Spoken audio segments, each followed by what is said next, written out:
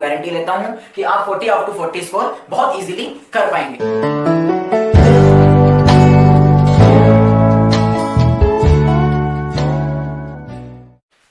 नमस्कार दोस्तों, मैं हूं आपका दोस्त, आपका होस्ट, आपका ट्यूटर मृदुल, और मैं आपका स्वागत करता हूं हमारे चैनल जिसका नाम है वन टाइम पढ़ाई। यहां पर एक बार में समझे।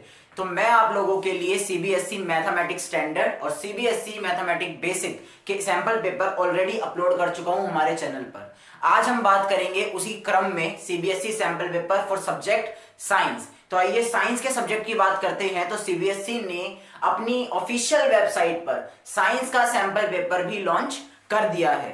तो जब जैसे कि हमने मैथ्स के बारे में जाना, सीबीएसई के इसके बारे में भी जानते हैं कि सीबीएसई ने साइंस के लिए क्या क्या इंस्ट्रक्शंस दी हैं। उससे पहले मैं आपको बताना चाहूंगा कि ये पेपर पूरी तरीके से सब्जेक्टिव होने वाला है। कई समय से ये चर्चा में था कि आपका जो पेपर आएगा टर्म 2 का वो सब्जेक्टिव आने वाला है या ऑब्जेक्टिव आने वाला है, लेकिन सीबीएसई ने ये सारे की सारी जो रूमर्स थे इनको खत्म करते हुए अपनी साइट पर टर्म 2 का ऑफिशियल सैंपल पेपर लॉन्च कर दिया है। जिन बच्चों को नहीं पता सैंपल पेपर किस तरीके से इंपॉर्टेंट होता है, तो मैं आप लोगों को बता दूं। सैंपल पेपर एक ब्लूप्रिंट होता है आने वाले एग्जाम में किस तरीके के क्वेश्चंस पूछे जाएंगे, क्या पैटर्न आने वाला है, क्या वेटेज रहेगी, इन सभी का जो हमें डिकोडेशन मिलता है वो कहां मिलता है, हमारे चैनल वन टाइम पढ़ाई में। तो आप सभी हमारे साथ जुड़े रहिए, ज्यादा से ज्यादा लाइक शेयर एंड सब्सक्राइब कीजिए और इस वीडियो को अंत तक जरूर देखना। मैं आपको इसमें बताने वाला हूं कि सीबीएसई ने किस तरीके से पैटर्न फॉर्म किया है इस बार के टर्म 2 के एग्जाम के लिए, कितने क्वेश्चंस पूछे गए हैं, कितने सेक्शन हैं, कितने सेक्शन में कितने क्वेश्चंस हैं, हर एक क्वेश्चन की क्या वेटेज है, सभी की सभी सारी चीजें आपको इस सैंपल पेपर में देखने को मिलेंगी। साथ के साथ आपको हर एक क्वेश्चन इस सैंपल पेपर का कराया जाएगा। जिन बच्चों ने अब तक भी पढ़ाई शुरू नहीं करी वो भी ये वीडियो देखने के बाद बहुत हद तक अपने कॉन्सेप्ट्स को, अपने सिलेबस को कवर कर पाएंगे। मैं हर एक क्वेश्चन उसके कॉन्सेप्ट के साथ आपको समझाऊंगा। ना सिर्फ आपका ऐसा है कि मैंने आपको क्वेश्चन करवाया और आंसर करवा के छोड़ दिया, बल्कि वो क्वेश्चन किस चैप्टर से है, क्या कॉन्सेप्ट पूछा गया है, आगे का पीछे का सब कुछ मैं आपको बताऊंगा, ताकि आपकी जो कंसेप्चुअल नॉलेज है वो इंक्रीज हो। क्योंकि सेम क्वेश्चंस आपसे नहीं पूछे जाने वाले हैं एग्जाम में। अगर आपका कॉन्सेप्ट क्लियर होगा तो कैसे भी क्वेश्चन सीबीएसई आपसे पूछ ले, आप क्या कर पाएंगे, उसको डिकोड कर पाएंगे।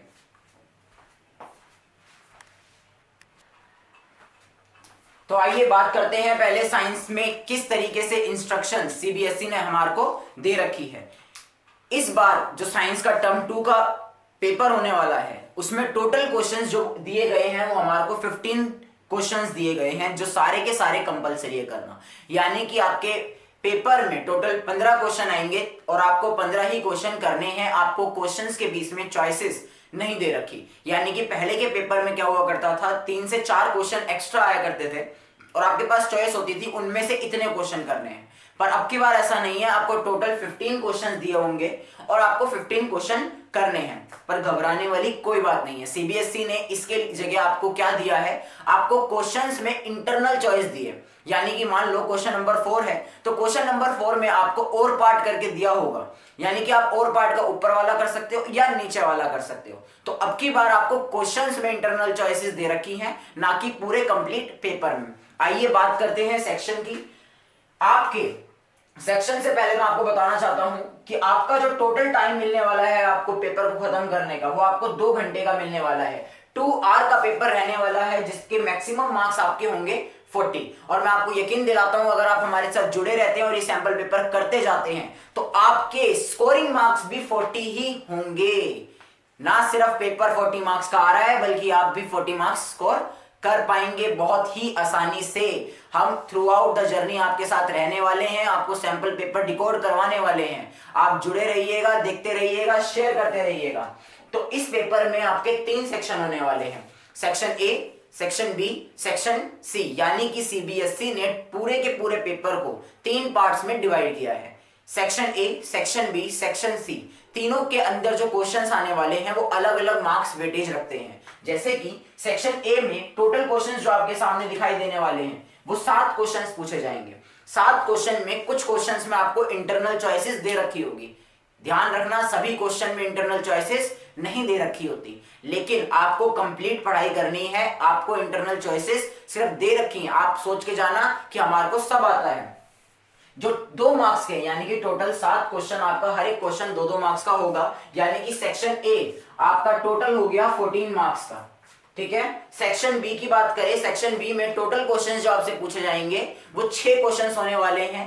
यहां पर जो मार्क्स रहने वाले हैं वो 3 मार्क्स, हर एक क्वेश्चन 3 मार्क्स का होने वाला है। तो इसी के साथ सेक्शन बी हमारा सबसे ज्यादा वेटेज रखता है, यानी कि 18 मार्क्स। उसके बाद बात करते हैं सेक्शन सी की। सेक्शन सी आप इसको ऐसे समझोगे हमारा लॉन्ग आंसर वाला है। ठीक है, यहां पर 2 ही क्वेश्चंस होने वाले हैं, लेकिन हर एक क्वेश्चन 4 मार्क्स का होगा। तो यानी कि सेक्शन सी हमारा टोटल कितने मार्क्स का हुआ?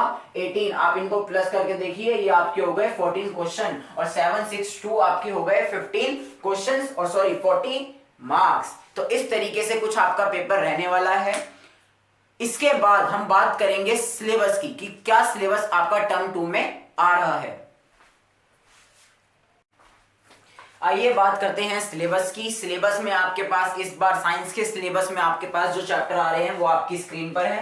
चैप्टर नंबर 4 केमिस्ट्री से आपके 2 चैप्टर आ रहे हैं। Chapter number 4 carbon and its compound, periodic classification of elements. Physics से आपके 2 चैप्टर आ रहे हैं। Chapter number 12 electricity, chapter 13 magnetic effects of electric current. Bio से आपके पास 2 चैप्टर आ रहे हैं। Chapter 8 chapter 9 how D organisms reproduce, heredity and evolution. उसके अलावा जनरल साइंस से आपके पास आ रहे हैं chapter 15 chapter 16 our environment and sustainable management of natural resources. यानी कि आपको टर्म 2 के लिए ये चैप्टर्स आपको पढ़ने हैं। चैप्टर्स में जो डिलीट्स हुए हैं पार्ट वो उसी एज इट इज हैं जिस तरीके से सीबीएसई ने आपको गाइड किया गया है। जो पार्ट्स कट गए हैं वो आपके टर्म 2 में नहीं पूछे जाएंगे। तो आपको उसको ध्यान में रख के सिलेबस को कवर करना है और आपको इस तरीके से प्लानिंग करके पढ़ाई करनी है कि आप 40 आउट ऑफ 40 ला पाए।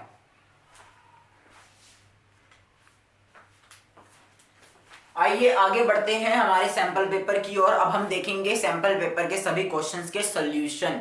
मैं आपको हर एक क्वेश्चन बताऊंगा कौन से चैप्टर से आया है, किस कॉन्सेप्ट से रिलेट करता है और उसका आंसर आपको किस तरीके से लिखना है। देखो बच्चों, साइंस का पेपर है, आपको जितना पूछा गया है आपको उतना आंसर इसमें देना है। आपको पूरी थ्योरी नहीं लिखनी है। अगर वो 1 वर्ड का आंसर है तो आपको उसको 1 वर्ड में खत्म करना है। अगर वो आपसे उसकी एक्सप्लेनेशन पूछ रहा है तो आपको उसको एक्सप्लेन करना है। अभी हमारी वीडियो का किस तरीके से होने वाला होगा, आपके सामने क्वेश्चंस आएंगे, उसके बाद हर क्वेश्चन के बाद मैं आपको एक्सप्लेन करता नजर आऊंगा, फिर क्वेश्चन आएगा, फिर मैं एक्सप्लेन करता नजर आऊंगा। जब आपकी स्क्रीन पर क्वेश्चंस आए आप उसको पॉज करके ध्यान से क्वेश्चन को पढ़िएगा, कोशिश करिएगा कि वो आपसे क्या पूछना चाहता है ये आप जान पाए। अब पहला क्वेश्चन आपकी स्क्रीन पर ये रहा।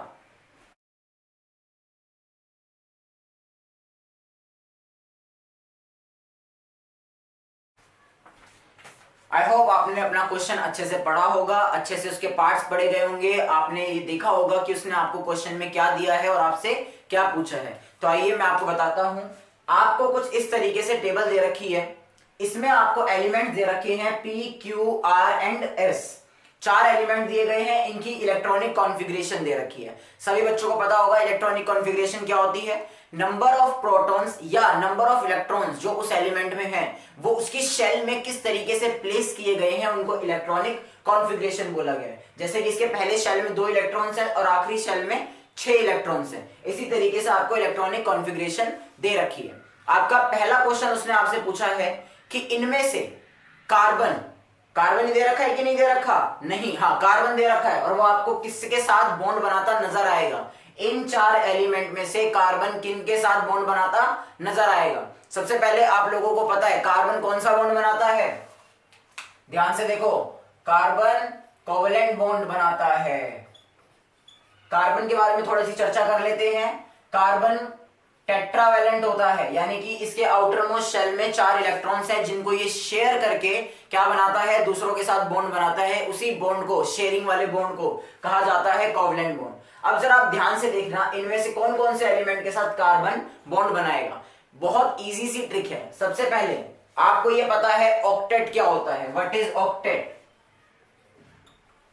यानी कि जिसके आउटर मोस्ट शेल में 8 इलेक्ट्रॉन्स होते हैं उनको ऑक्टेट कहा जाता है। और 8 इलेक्ट्रॉन्स वाले जो एलिमेंट होते हैं वो स्टेबल होते हैं, वो किसी के साथ भी बॉन्ड नहीं बनाते, ना कोवलेंट बॉन्ड ना आयोनिक बॉन्ड, वो किसी के साथ भी बॉन्ड नहीं बनाते। यहां पर आपको क्या नजर आ रहा है, ये जो S है, हमारा जो S एलिमेंट है उसकी इलेक्ट्रॉनिक कॉन्फ़िगरेशन क्या नजर आ रही है, 288। तो ये 8 है, यानी कि इसका जो आउटर मोस्ट शेल है वो कंप्लीटली फिल्ड है, इसको इलेक्ट्रॉन्स की जरूरत है ही नहीं, है ही नहीं। तो ये किसी के घर में जाएगा ही नहीं, किसी के घर में जाएगा नहीं तो बॉन्ड ये किसी के साथ बनाएगा ही नहीं।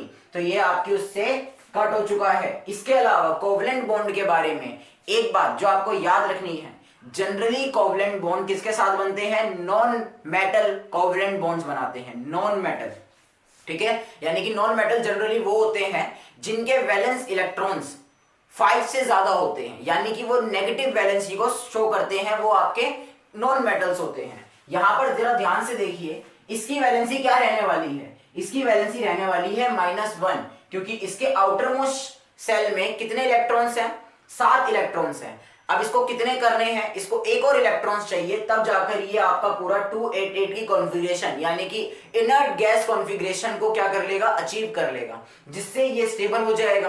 तो इसको सिर्फ मात्र एक इलेक्ट्रॉन चाहिए, तो ये नेगेटिव बना रहा है, तो ये नॉन मेटल की कैटेगरी में आएगा, ठीक है। ये देखो जरा 281 यानी कि इसके आउटर मोस्ट शेल में सिर्फ एक इलेक्ट्रॉन है, कोई भी आकर इसको 7 इलेक्ट्रॉन्स नहीं देने वाला कि ये अपना ऑक्टेट कंप्लीट करे। भाई ये दुनिया है, इतनी दानवीर नहीं है।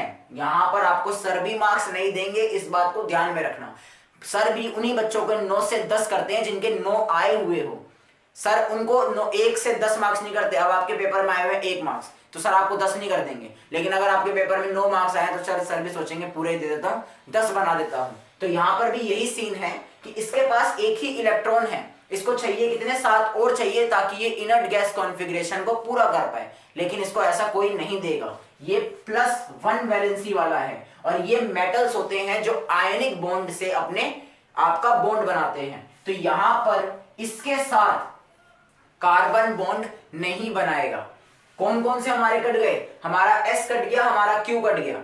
क्यों, क्योंकि ये आपका मेटल है, मेटल कोवलेंट बॉन्ड्स नहीं बनाते। आप ये रीजन लिख सकते हो, लेकिन आपको रीजन लिखना ही नहीं है। आपका क्वेश्चन कितना सिंपल है अभी आपको बताऊंगा। इसके बाद ये आपकी नोबल गैस है, यानी कि इसका already outermost shell complete है, तो इसको बॉन्ड बनाने की जरूरत ही नहीं है। इसके अलावा बचा आपका 26, इसकी भी वैलेंसी नजर आ रही होगी आपको, -2, इसको 2 इलेक्ट्रॉन्स चाहिए, तो ये भी आपका नॉन मेटल की कैटेगरी में आया। तो ये कोवेलेंट बॉन्ड बनाएगा और कार्बन इसके साथ कोवेलेंट बॉन्ड बनाएगा। तो आपको जरा ध्यान से देखना है किन 2 एलिमेंट के साथ कोवेलेंट बॉन्ड बनाएगा, element P and R will form covalent bond with carbon। आपका सिर्फ आंसर यही है। आपकी जनरल नॉलेज के लिए मैं थोड़ी सी चीजें आपको और डिस्कस करके बता दूंगा। आप इनकी इलेक्ट्रॉनिक कॉन्फ़िगरेशन को देखकर ये भी बता सकते हैं ये कौन से एलिमेंट्स हैं। क्या पता आप में से कुछ बच्चों ने ऑलरेडी इसका आंसर दे भी दिया हो। जरा ध्यान से देखो, 26 यानी कि 8, एटॉमिक नंबर 8 किसका होता है, ऑक्सीजन। ऑक्सीजन की इलेक्ट्रॉनिक कॉन्फ़िगरेशन यही होती है, करेक्ट। 281, अरे देखा देखा सा लग रहा है, ये तो सोडियम है। 287 क्लोरीन है। 288, अरे ये तो आर्गन है। तो ध्यान से देखो, नोबल गैस किसी के साथ बॉन्ड नहीं बनाती, तो ये कैंसिल हो गया। आपने कार्बन का सोडियम के साथ भी बॉन्ड नहीं देखा होगा, तो इसीलिए ये कैंसिल हो गया। आपने क्लोरीन के साथ कार्बन का बॉन्ड देखा होगा, कार्बन टेट्रा क्लोराइड करके उसके साथ वो बनाता है बॉन्ड, CCl4। ये देख लेना जरा ध्यान से, ये इसके साथ बॉन्ड बनाता है, तो हमारा ये इन हो गया। ऑक्सीजन के साथ सबसे फेमस कार्बन डाइऑक्साइड, ये इन हो गया। तो यानी कि हमारा आंसर सही था। तो जो बच्चे इस तरीके से आंसर देना चाहें उनका भी आंसर सही होगा। आइए इलेक्ट्रॉनिक डॉट स्ट्रक्चर के बारे में भी इसी कॉन्सेप्ट में हम बात कर लेते हैं। इलेक्ट्रॉनिक डॉट स्ट्रक्चर क्या है, देखिए आपके सिलेबस में भी है। कार्बन के पास टोटल 4 इलेक्ट्रॉन है शेयर करने के लिए, इसको 4 की आवश्यकता है, तब जाकर कार्बन के 8 इलेक्ट्रॉन्स पूरे हो पाएंगे। तो देखो क्लोरीन के साथ इसका डॉट स्ट्रक्चर कैसा होगा, ये क्लोरीन आ गया, अपने एक इलेक्ट्रॉन की आवश्यकता लेकर ये क्लोरीन आ गया। देखो ध्यान से, क्लोरीन के आउटर मोस्ट में 7 इलेक्ट्रॉन्स हैं। ये देखो, इसको मिलाकर 7 इलेक्ट्रॉन्स मैंने लिख दिए, लिखते जाओ, बन गया। इलेक्ट्रॉनिक डॉट स्ट्रक्चर पूछ लिया जाता है पेपर में, तो आपको आना चाहिए। अब जरा ध्यान से देखो, ये पूरा का पूरा सर्कल बना लिया कार्बन ने। अब कार्बन के इस सर्कल के अंदर देखो आपको कितने नजर आ रहे हैं, आपको 8 इलेक्ट्रॉन्स नजर आ रहे हैं। तो कार्बन ने क्या करा, क्लोरीन को अपने पास बुलाकर उनके 4 एक एक, सबसे एक एक इलेक्ट्रॉन, क्योंकि उसके पास देने के लिए भी एक एक ही था, तो उसने क्या बना लिया, बॉन्ड। अब ये देखो, इसने ऐसे, इसने ऐसे, इसने ऐसे और इसने ऐसे, ये बन गया आपका कार्बन टेट्राक्लोराइड का बॉन्ड। इसी तरीके से देखो, कार्बन के पास 4 इलेक्ट्रॉन्स, ऑक्सीजन अपने इलेक्ट्रॉन्स लेकर आया,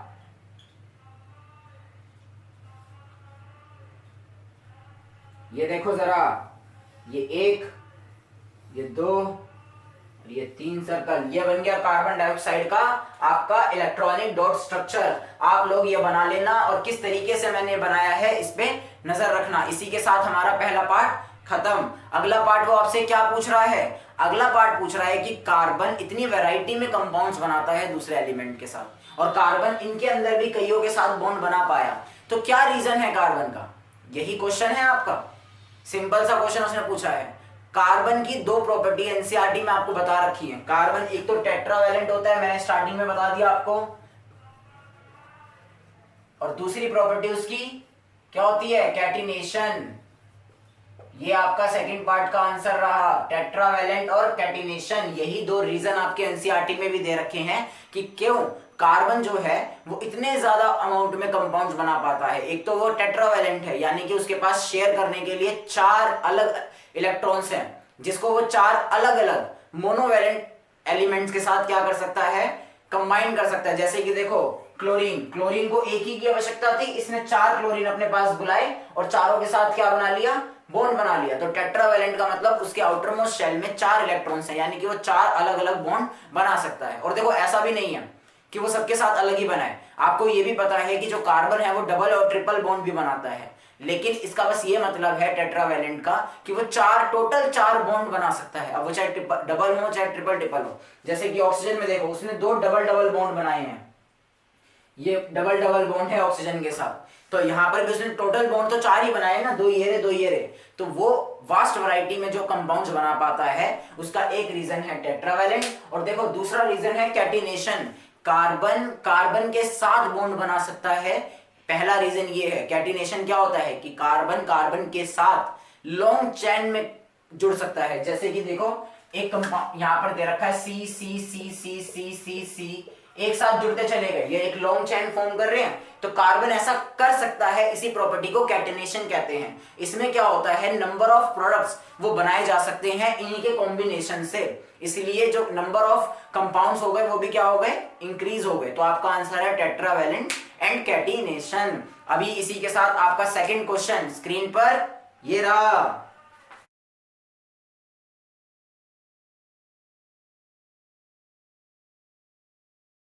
लोगों ने क्वेश्चन पढ़ लिया होगा, सभी बच्चों ने क्वेश्चन समझ लिया होगा। क्वेश्चन बहुत सिंपल है। आपको क्वेश्चन में पीरियोडिक टेबल का एक पार्ट दे रखा है, जिसमें एलिमेंट्स कुछ इस तरीके के दिए गए हैं। ऐसी बना रखी थी पीरियोडिक टेबल।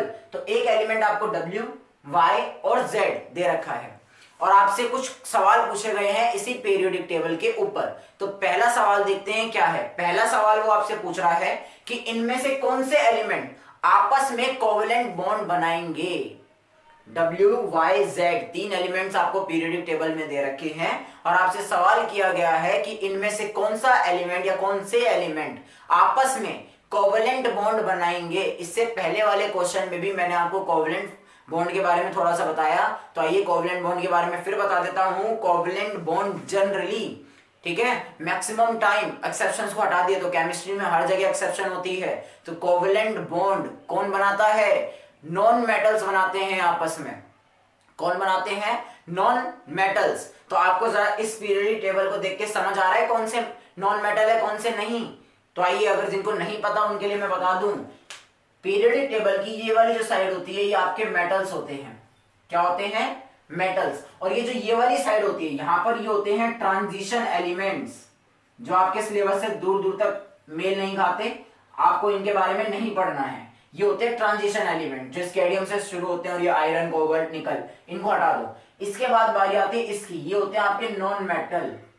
और यहां पर कुछ एक एलिमेंट आपके ऐसे हैं जो आपके मेटलॉइड्स की तरह बिहेव करते हैं। कैसे? मेटलॉइड्स। मेटलॉइड्स वो होते हैं जो मेटल और नॉन मेटल दोनों की ही प्रॉपर्टी को शो करते हैं, वो आपके मेटलॉइड्स होते हैं। बचे हुए इधर के सारे आपके नॉन मेटल्स होते हैं। और ये जो लास्ट वाली आपका ग्रुप होता है, ये आपका कौन सा है? करेक्ट, ये आपका इनर्ट गैस या नोबल गैस का ग्रुप होता है। तो ये जो Y और Z है, ये आपके कौन से उसमें आ गए? Non metal. कौन से उसमें आ गए? Non metal. जिन बच्चों ने पीरियोडिक टेबल पढ़ी होगी उनको ये भी पता होगा ये कौन से ग्रुप में आते हैं। जिन्होंने नहीं पढ़ी, आइए उनके लिए फिर से बता देता हूं। जो आपके रोज होते हैं, इनको पीरियोडिक टेबल की लैंग्वेज में रोज को कहा जाता है ग्रुप्स, ठीक है। और जो आपके कॉलम होते हैं, इनको पीरियोडिक टेबल की लैंग्वेज में क्या कहा जाता है? सॉरी, उल्टा बोल गया मैं। आपके जो कट, जिन लोगों को नहीं पता कि यहां पर ये ग्रुप कौन से होते हैं और पीरियड कौन से होते हैं, उनके लिए मैं बता दूं कि जो आपके कॉलम्स होते हैं, इनको पीरियोडिक लैंग्वेज में क्या कहा जाता है? ग्रुप कहा जाता है, ठीक है। और जो आपकी रोज होती है, उनको पीरियोडिक टेबल की लैंग्वेज में, जो आपके रोज होते हैं, इनको पीरियोडिक टेबल की लैंग्वेज में पीरियड्स कहा जाता है, ठीक है। यानी कि जो आपके कॉलम हो गए ये आपके ग्रुप हो गए, और जो आपकी रोज हो गई ये आपके पीरियड हो गए। आपके पीरियोडिक टेबल में 18 ग्रुप्स होते हैं, आप ये नोट डाउन कर लो, बहुत इंपॉर्टेंट है। और 7 पीरियड्स होते हैं, ठीक है। तो आइए उसको मार्क करते हैं। ये आपका पहला ग्रुप। दूसरा ग्रुप यहां पर स्टार्ट होता है आपका 13, 14, 15, 16, 17 एंड 18, ठीक है। जो ये 18 ग्रुप होता है, ये आपका नोबल गैस से कंसिस्ट होते हैं। उसके बाद आपके 13, 14, 15, 16, इसमें से आपके ध्यान से देखो 15, 16, 17 वाले जो है ये सारे ही नॉन मेटल होते हैं, ठीक है। 13, 14, 15 आपके नॉन मेटल और आपके मेटलॉइड्स को कंसिस्ट करके रखते हैं, ठीक है। ये ट्रांजिशन एलिमेंट्स है। अब आइए बात करते हैं आगे की। हमारा पहला क्वेश्चन यही था कि कौन से एलिमेंट क्या बनाएंगे? कोवेलेंट बॉन्ड बनाएंगे। मैंने आपको बता दिया नॉन मेटल कोवेलेंट बॉन्ड बनाते हैं।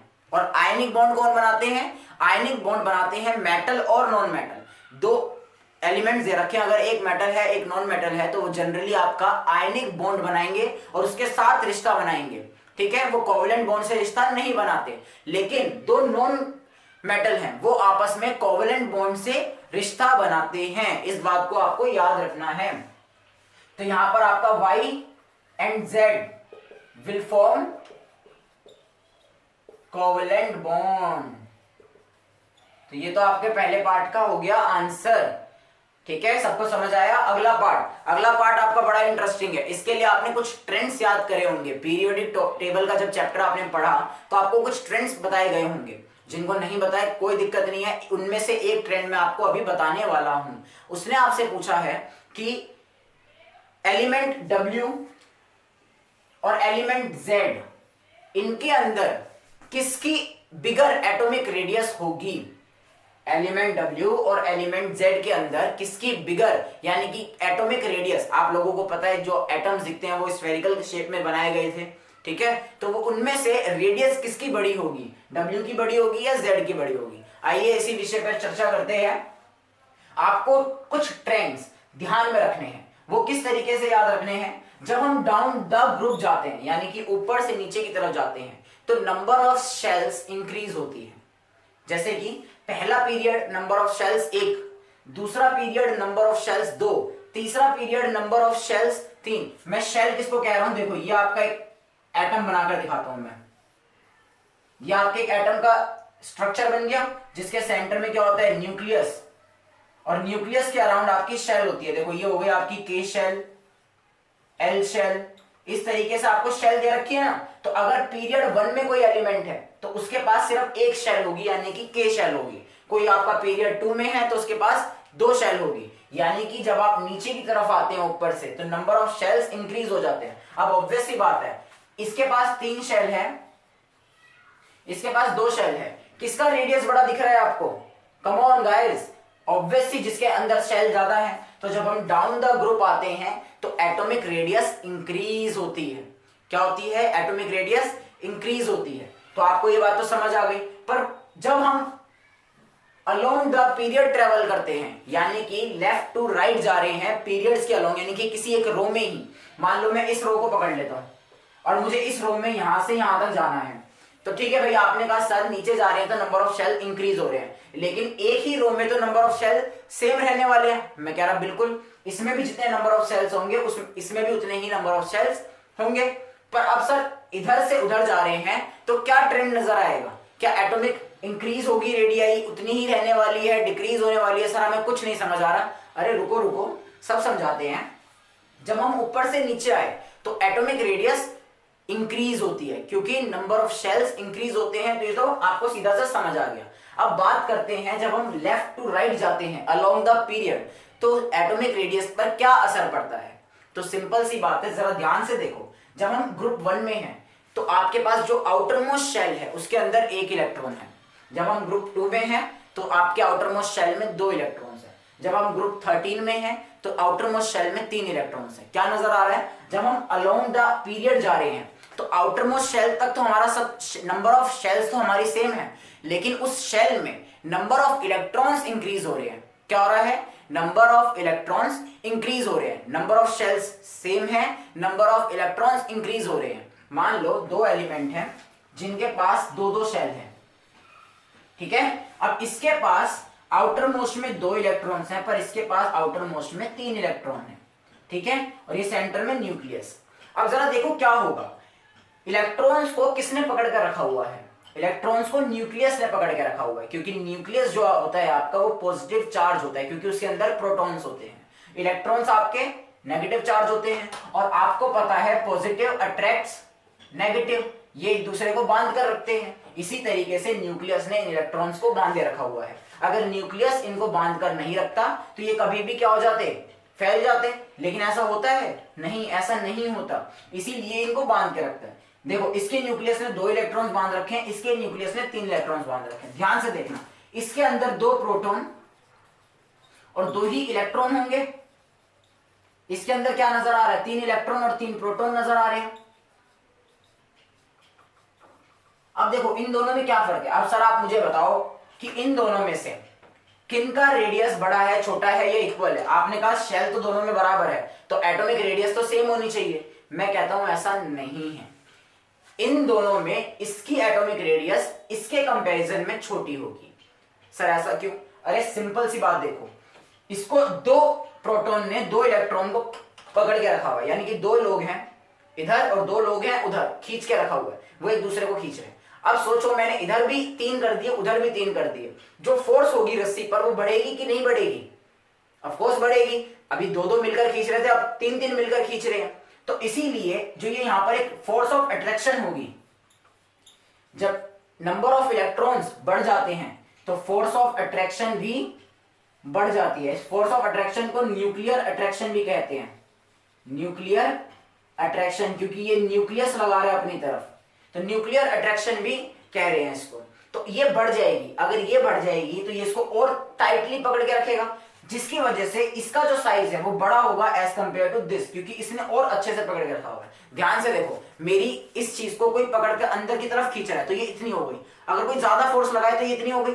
पहले इतना साइज था, अब इतना साइज हो गया। साइज डिक्रीज हो गया कि नहीं हो गया? तो फोर्स बढ़ते ही साथ साइज जो है वो थोड़ा सा डिक्रीज हो गया। तो आप याद कर लो, जब हम ऊपर से नीचे आते हैं तो साइज इंक्रीज होता है, लेफ्ट टू राइट जाते हैं तो साइज डिक्रीज होता है। तो आप ध्यान से देखो कि हम इधर से इधर जा रहे हैं z के लिए, तो क्या होगा? दोनों ही फैक्टर में आपका जो w है उसका जो एटॉमिक रेडियस है वो बड़ा होगा किसके मुकाबले? z के मुकाबले। तो यही आपका इसका आंसर था, ठीक है। जिस भी बच्चे को कोई क्वेश्चन ना समझ आए वो कमेंट बॉक्स में हमें कमेंट करके बता सकता है कि उसको कहां डाउट है। हम कोशिश करेंगे कि कोई दूसरी वीडियो बनाकर उसके बच्चे के डाउट को सॉल्व किया जाए।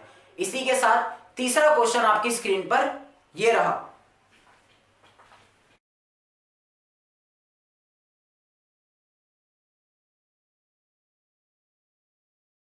आप सभी ने क्वेश्चन नंबर 3 अच्छे से पढ़ लिया होगा, आप लोगों को समझ भी आ गया होगा कि क्वेश्चन नंबर 3 में पूछ क्या रहा है। अभी किस चैप्टर का क्वेश्चन है? Chapter number 8, how do organism reproduce का ये क्वेश्चन पूछा गया है आपसे। और क्वेश्चन में आपसे ये पूछा गया है कि जो मेल गैमेट्स होते हैं वो फीमेल गैमेट्स तक पहुंचने के लिए कौन सा रास्ता चूज करते हैं, या उस कौन से रास्ते से होकर जाते हैं। हमारे को वो पाथ बताना है जो मेल गैमेट फीमेल गैमेट तक पहुंचने के लिए लेते हैं। सबसे पहले कुछ डिटेल्स में आपको बता दूं, गैमेट्स क्या होते हैं आप सभी को पता होगा। गैमेट्स होते हैं आपके सेक्स सेल्स, ठीक है। मेल गैमेट क्या होता है आपका? मेल गैमेट आपका होता है स्पर्म, फीमेल गैमेट ओवम या एग या ओव्यूल, कई नामों से जाना जाता है ये, ओवा, ठीक है। तो सभी एक ही चीज के नाम है, फीमेल गैमेट तक। सबसे पहले हम ये जानेंगे कि फीमेल रिप्रोडक्टिव ऑर्गन क्या है। या आपका फीमेल रिप्रोडक्टिव ऑर्गन का मैंने डायग्राम बना रखा है। अब हम यहां से जानेंगे कि वो पाथ कौन सा है, यानी कि किस पाथ से होकर जो आपका स्पर्म है वो कहां तक जाता है? ओवा यानी कि एग के पास जाता है। इस बात को ध्यान में रखो, ये जो ओवरी होती है ये आपके एग को कंटेन करके रखती है, ठीक है। तो यानी कि बेसिकली स्पर्म्स को इनके पास तक लेकर जाना है ताकि वो उसको फर्टिलाइज कर सके। तो देखो पाथ बहुत सिंपल है, ये लिख रहा हूं मैं आपका पाथ। सबसे पहले जो आपका स्पर्म है वो जाता है वजाइना में। कहा जाता है? वजाइना में। तो पहला हो गया वजाइना, वजाइना से होकर वो कहा जाता है? सर्विक्स में। सर्विक्स के बाद क्या नजर आ रहा है आपको? यूटेरस। आपको मैंने बता दिया जाना कहां है? ओवरी तक, क्योंकि ओवरी के पास आपके एग हैं। कहां से? Vagina, cervix, uterus. फिर ये देखो छोटी सी ट्यूब्स दिख रही है, ये आपकी ट्यूब्स होती है फेलोपियन ट्यूब। क्या होती है? Fallopian tube. फेलोपियन ट्यूब का दूसरा नाम है ओविडक्ट। इस बात को यहां पर याद रख लो। इस तरीके से जो आपके एग होते हैं वो यहां पर रिलीज होते हैं और ओविडक्ट में आने के बाद वो फर्टिलाइजेशन होती है। तो फर्टिलाइजेशन जो होती है, fertilisation takes place in oviduct, यानी कि फेलोपियन ट्यूब में होती है फर्टिलाइजेशन। जो फर्टिलाइजेशन होती है एग की वो यहां होती है। अब आप लोगों को पता होना चाहिए व्हाट इज फर्टिलाइजेशन। ओवा यानी कि ओवम या एग का स्पर्म के साथ मिलना, फ्यूज होना, फर्टिलाइजेशन कहलाता है। ये आपको ट्रेस करना था पाथ। आपका आंसर ये रहा आपके सामने। पाथ क्या है? पहले vagina, cervix, uterus, fallopian tube या ओविडक्ट। इस रास्ते से होते हुए वो आपके एग को फर्टिलाइज करता है। कौन? Male gamete. इसके बाद अगला क्वेश्चन आपने पढ़ा होगा, क्या था अगला पार्ट? अगला पार्ट आपका पूछा गया है कि number of sets of chromosomes present in zygote. Chromosome क्या होते हैं? क्रोमोसोम्स आपका वो सेल है जिसके अंदर आपके डीएनए पाए जाते हैं, ठीक है। अब आपको थोड़ा बहुत जानकारी उसके रिलेटेड भी मैं आपको दे देता हूं। इसको नोट कर लिया होगा सभी ने।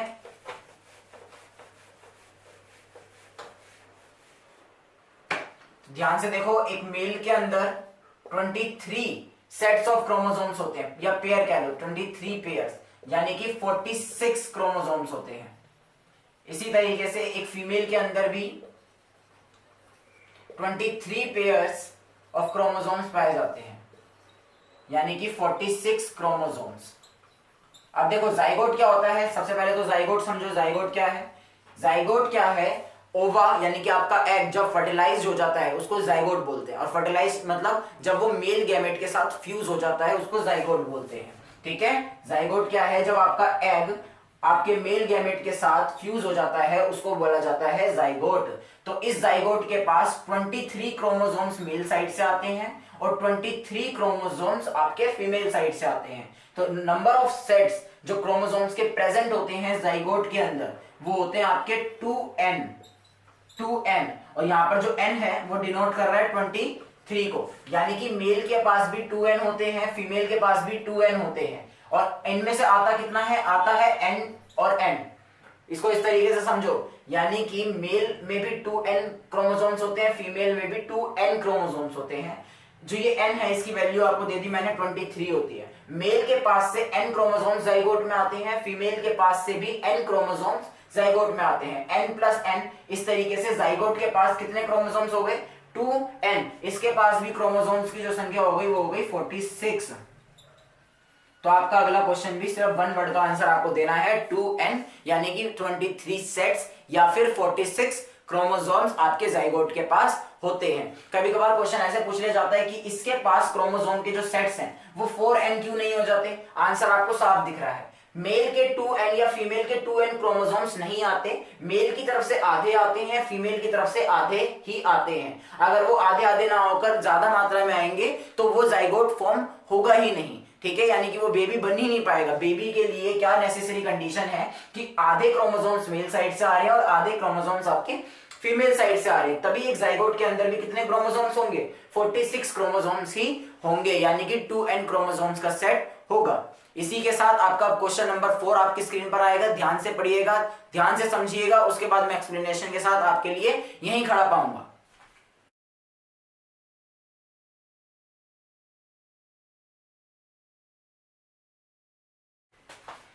आप सभी लोगों ने क्वेश्चन अच्छे से पढ़ लिया होगा, तो आइए देखते हैं क्या कहता है हमारा क्वेश्चन नंबर 4।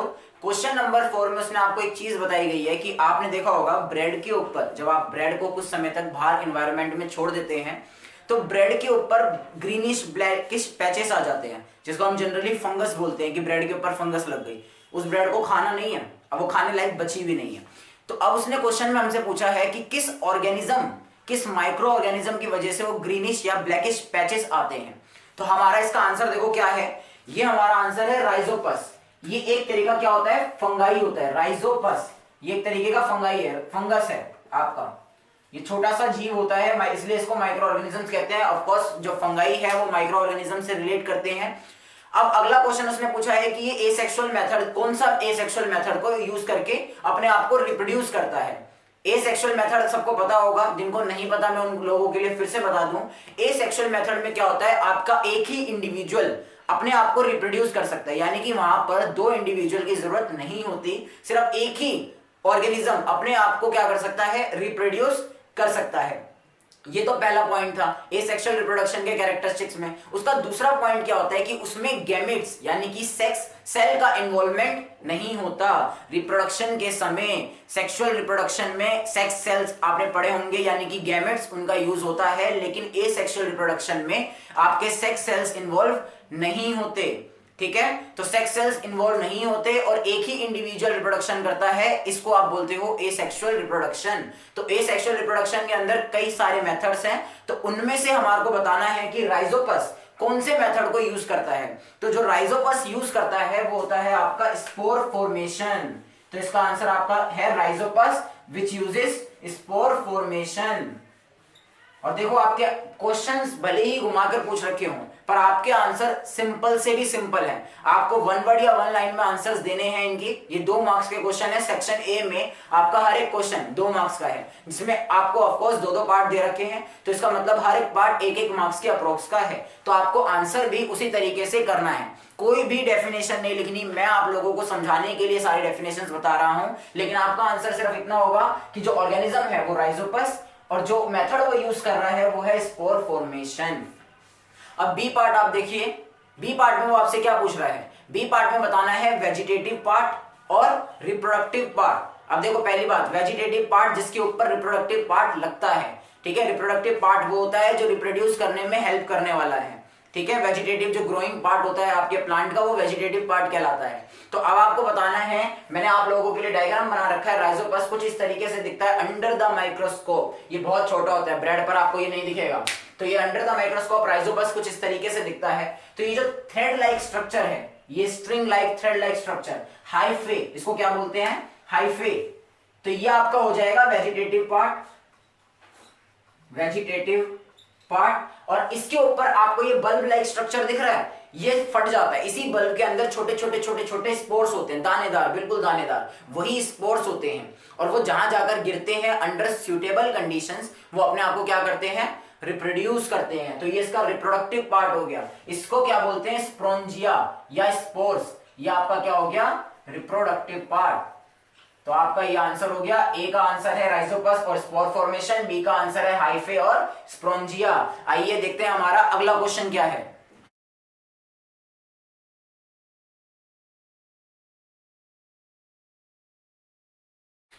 आप लोगों ने क्वेश्चन पढ़ लिया होगा और आई होप कि कुछ बच्चों को क्वेश्चन समझ भी आ गया होगा। क्वेश्चन क्या है, पहले मैं आपको क्वेश्चन समझा देता हूं। एक मस्टर्ड की फील्ड दी गई है। मस्टर्ड क्या होता है? सरसों। सरसों के खेत सभी ने देखे होंगे, हरियाणा पंजाब जाते हैं तो आपको सरसों के खेत नजर आते हैं, पीला पीला सा जो सरसों होता है, करेक्ट, वो आपने सबने देखे होंगे, उसी को मस्टर्ड बोलते हैं। तो दो तरीके के आपके खेत हैं, फील्ड हैं, फील्ड ए और फील्ड बी। तो जो फील्ड ई की ए की सीड्स हैं वो ब्राउन सीड्स हैं, और फील्ड बी की जो सीड्स हैं वो येलो सीड्स हैं। अब वो आपसे क्या कह रहा है, इसलिए तो आपने उसने आपको इंस्ट्रक्शंस बता दी। अब वो आपसे क्या कह रहा है या क्या बता रहा है आपको कि जो फील्ड ए है उसके अंदर जो प्लांट्स आ रहे हैं, आने वाले ऑफस्प्रिंग्स जो हैं उनके अंदर कोई भी वेरिएशन नहीं है, वो सेम अपने पेरेंटल ट्रेट शो कर रहे हैं। तो ये वर्ड आया हुआ है पेरेंटल ट्रेट। तो आप इसका मतलब समझ ले पहले कि पेरेंटल ट्रेट का मतलब क्या है। ट्रेट मतलब होता है कैरेक्टरिस्टिक्स, जैसे कि वो येलो है, वो ब्लू है, वो ब्लैक है, वो टोल है, वो शॉर्ट है, वो ड्वार्फ है, ये सारे के सारे क्या होते हैं? कैरेक्टरिस्टिक्स होते हैं। देखो आप ह्यूमंस को भी जस्टिफाई करते हो ना, ये शॉर्ट है, ये टोल है, ये फैट है, ये थिन है, ये उसके क्या बता रहे हो? कैरेक्टरिस्टिक्स बता रहे हो कि वो कैसा दिखता है, उससे आप आइडेंटिफाई कर पाते हो। तो ये ट्रेट होते हैं। पेरेंटल मतलब जो हमारे को अपने पेरेंट्स से मिले होते हैं। तो यहां पर जो फील्ड ए में अगली फसल हुई, यानी कि नेक्स्ट जनरेशन के जो आपके प्रोजनी आए, वो क्या आ रहे हैं? बिल्कुल पेरेंटल ट्रेट के साथ आ रहे हैं, यानी कि जैसे उनके फादर मदर दिखते थे वैसे ही वो अब दिख रहे हैं, ठीक है। और आने वाली जनरेशन भी बिल्कुल सेम है। लेकिन फील्ड बी में क्या हो रहा है कि आपको हर एक ऑफस्प्रिंग के साथ वेरिएशन नजर आ रही है, यानी कि येलो सीड्स है तो हो सकता है अगले वाले में ब्राउन आ गए हो, या कुछ कुछ वेरिएशंस, प्लांट्स में वेरिएशन, शॉर्ट टॉल, कुछ कुछ वेरिएशंस नजर आ रही है। समझ गए क्वेश्चन? अगर आप क्वेश्चन समझ गए तो आपके पास आंसर देना बहुत ही ज्यादा आसान है। दोबारा सुन लो, फील्ड ए में जो ऑफस्प्रिंग्स आ रहे हैं वो पेरेंटल ट्रेट के साथ आ रहे हैं, जबकि फील्ड बी में जो प्रोजनी यानी कि ऑफस्प्रिंग्स आ रहे हैं वो विदाउट पेरेंटल ट्रेट आ रहे हैं, उनमें वेरिएशन ज्यादा है। तो इसका रीजन जस्टिफाई करना है, यही आपका क्वेश्चन है। तो मैं आपको इसका आंसर बता देता हूं, फिर मैं आपको समझाऊंगा ऐसा क्यों। यहां पर हो रही है सेल्फ पोलिनेशन।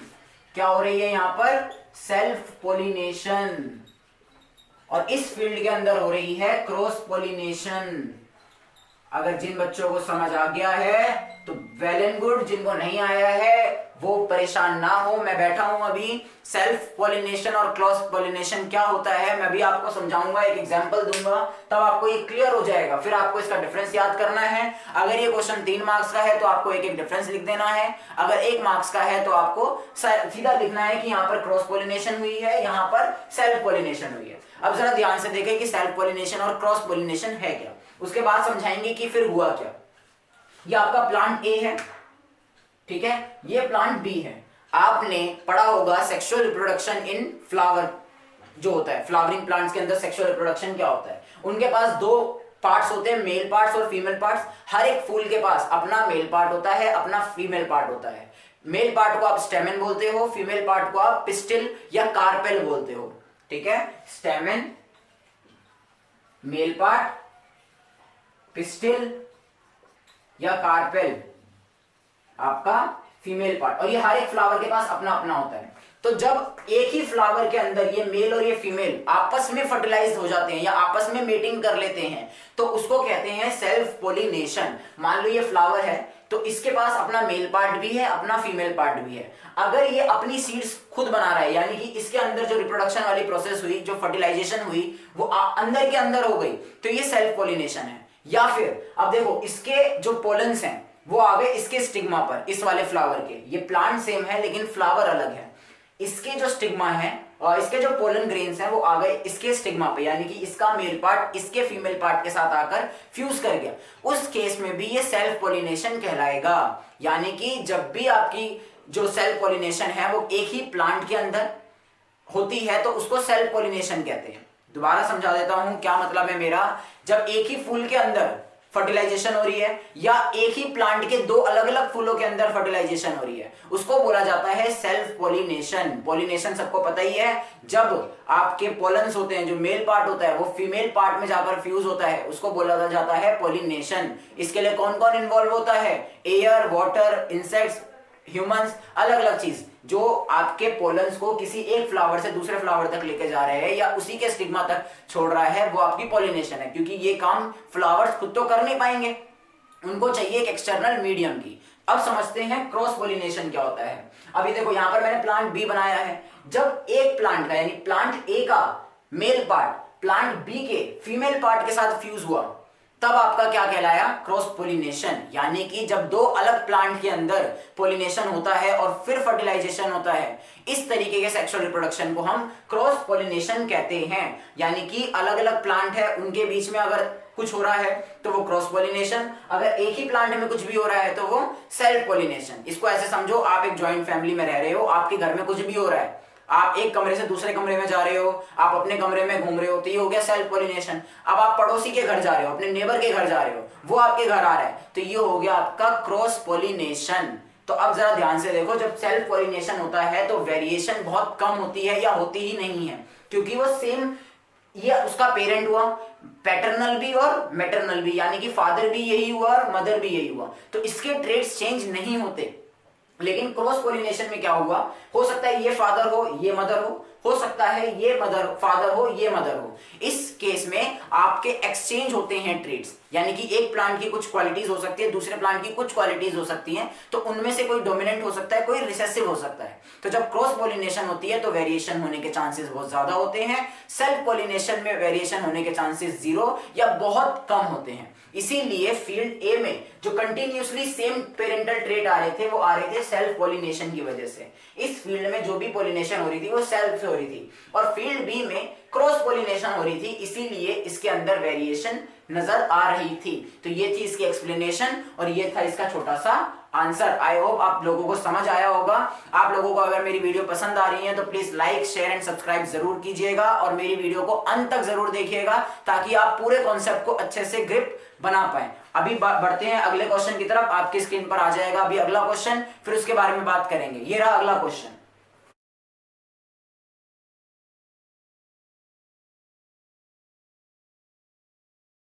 अगला क्वेश्चन है क्वेश्चन 5th का ही और पार्ट। जब मैंने आपको स्टार्टिंग में समझाया था कि अब की बार आपका पैटर्न किस तरीके से होने वाला है, आपको सेक्शन ए में 7 क्वेश्चन दिए गए हैं, 7 के 7 कंपलसरी है, लेकिन आपको इंटरनल चॉइसेस दे रखी होंगी। तो यहीं पर हमारा पहला क्वेश्चन जो इंटरनल चॉइसेस के साथ आया है इस सैंपल पेपर में, वो है क्वेश्चन नंबर 5। अभी मैंने आपको क्वेश्चन नंबर 5 का फर्स्ट पार्ट कराया, अब ये और पार्ट करवाने वाला हूं। आप लोगों ने क्वेश्चन पढ़ लिया होगा, यहां पर मुझे लगता है कई बच्चों को डाउट्स आया होगा या उनको क्वेश्चन नहीं समझ आया होगा, लेकिन ये क्वेश्चन बहुत ही आसान है, बिल्कुल लॉजिकल थिंकिंग का क्वेश्चन है। आप लोगों को सबसे पहले पता होना चाहिए एसेक्सुअल रिप्रोडक्शन क्या होता है। अभी मैंने पिछले क्वेश्चन में भी समझाया था आपको एसेक्सुअल रिप्रोडक्शन क्या है।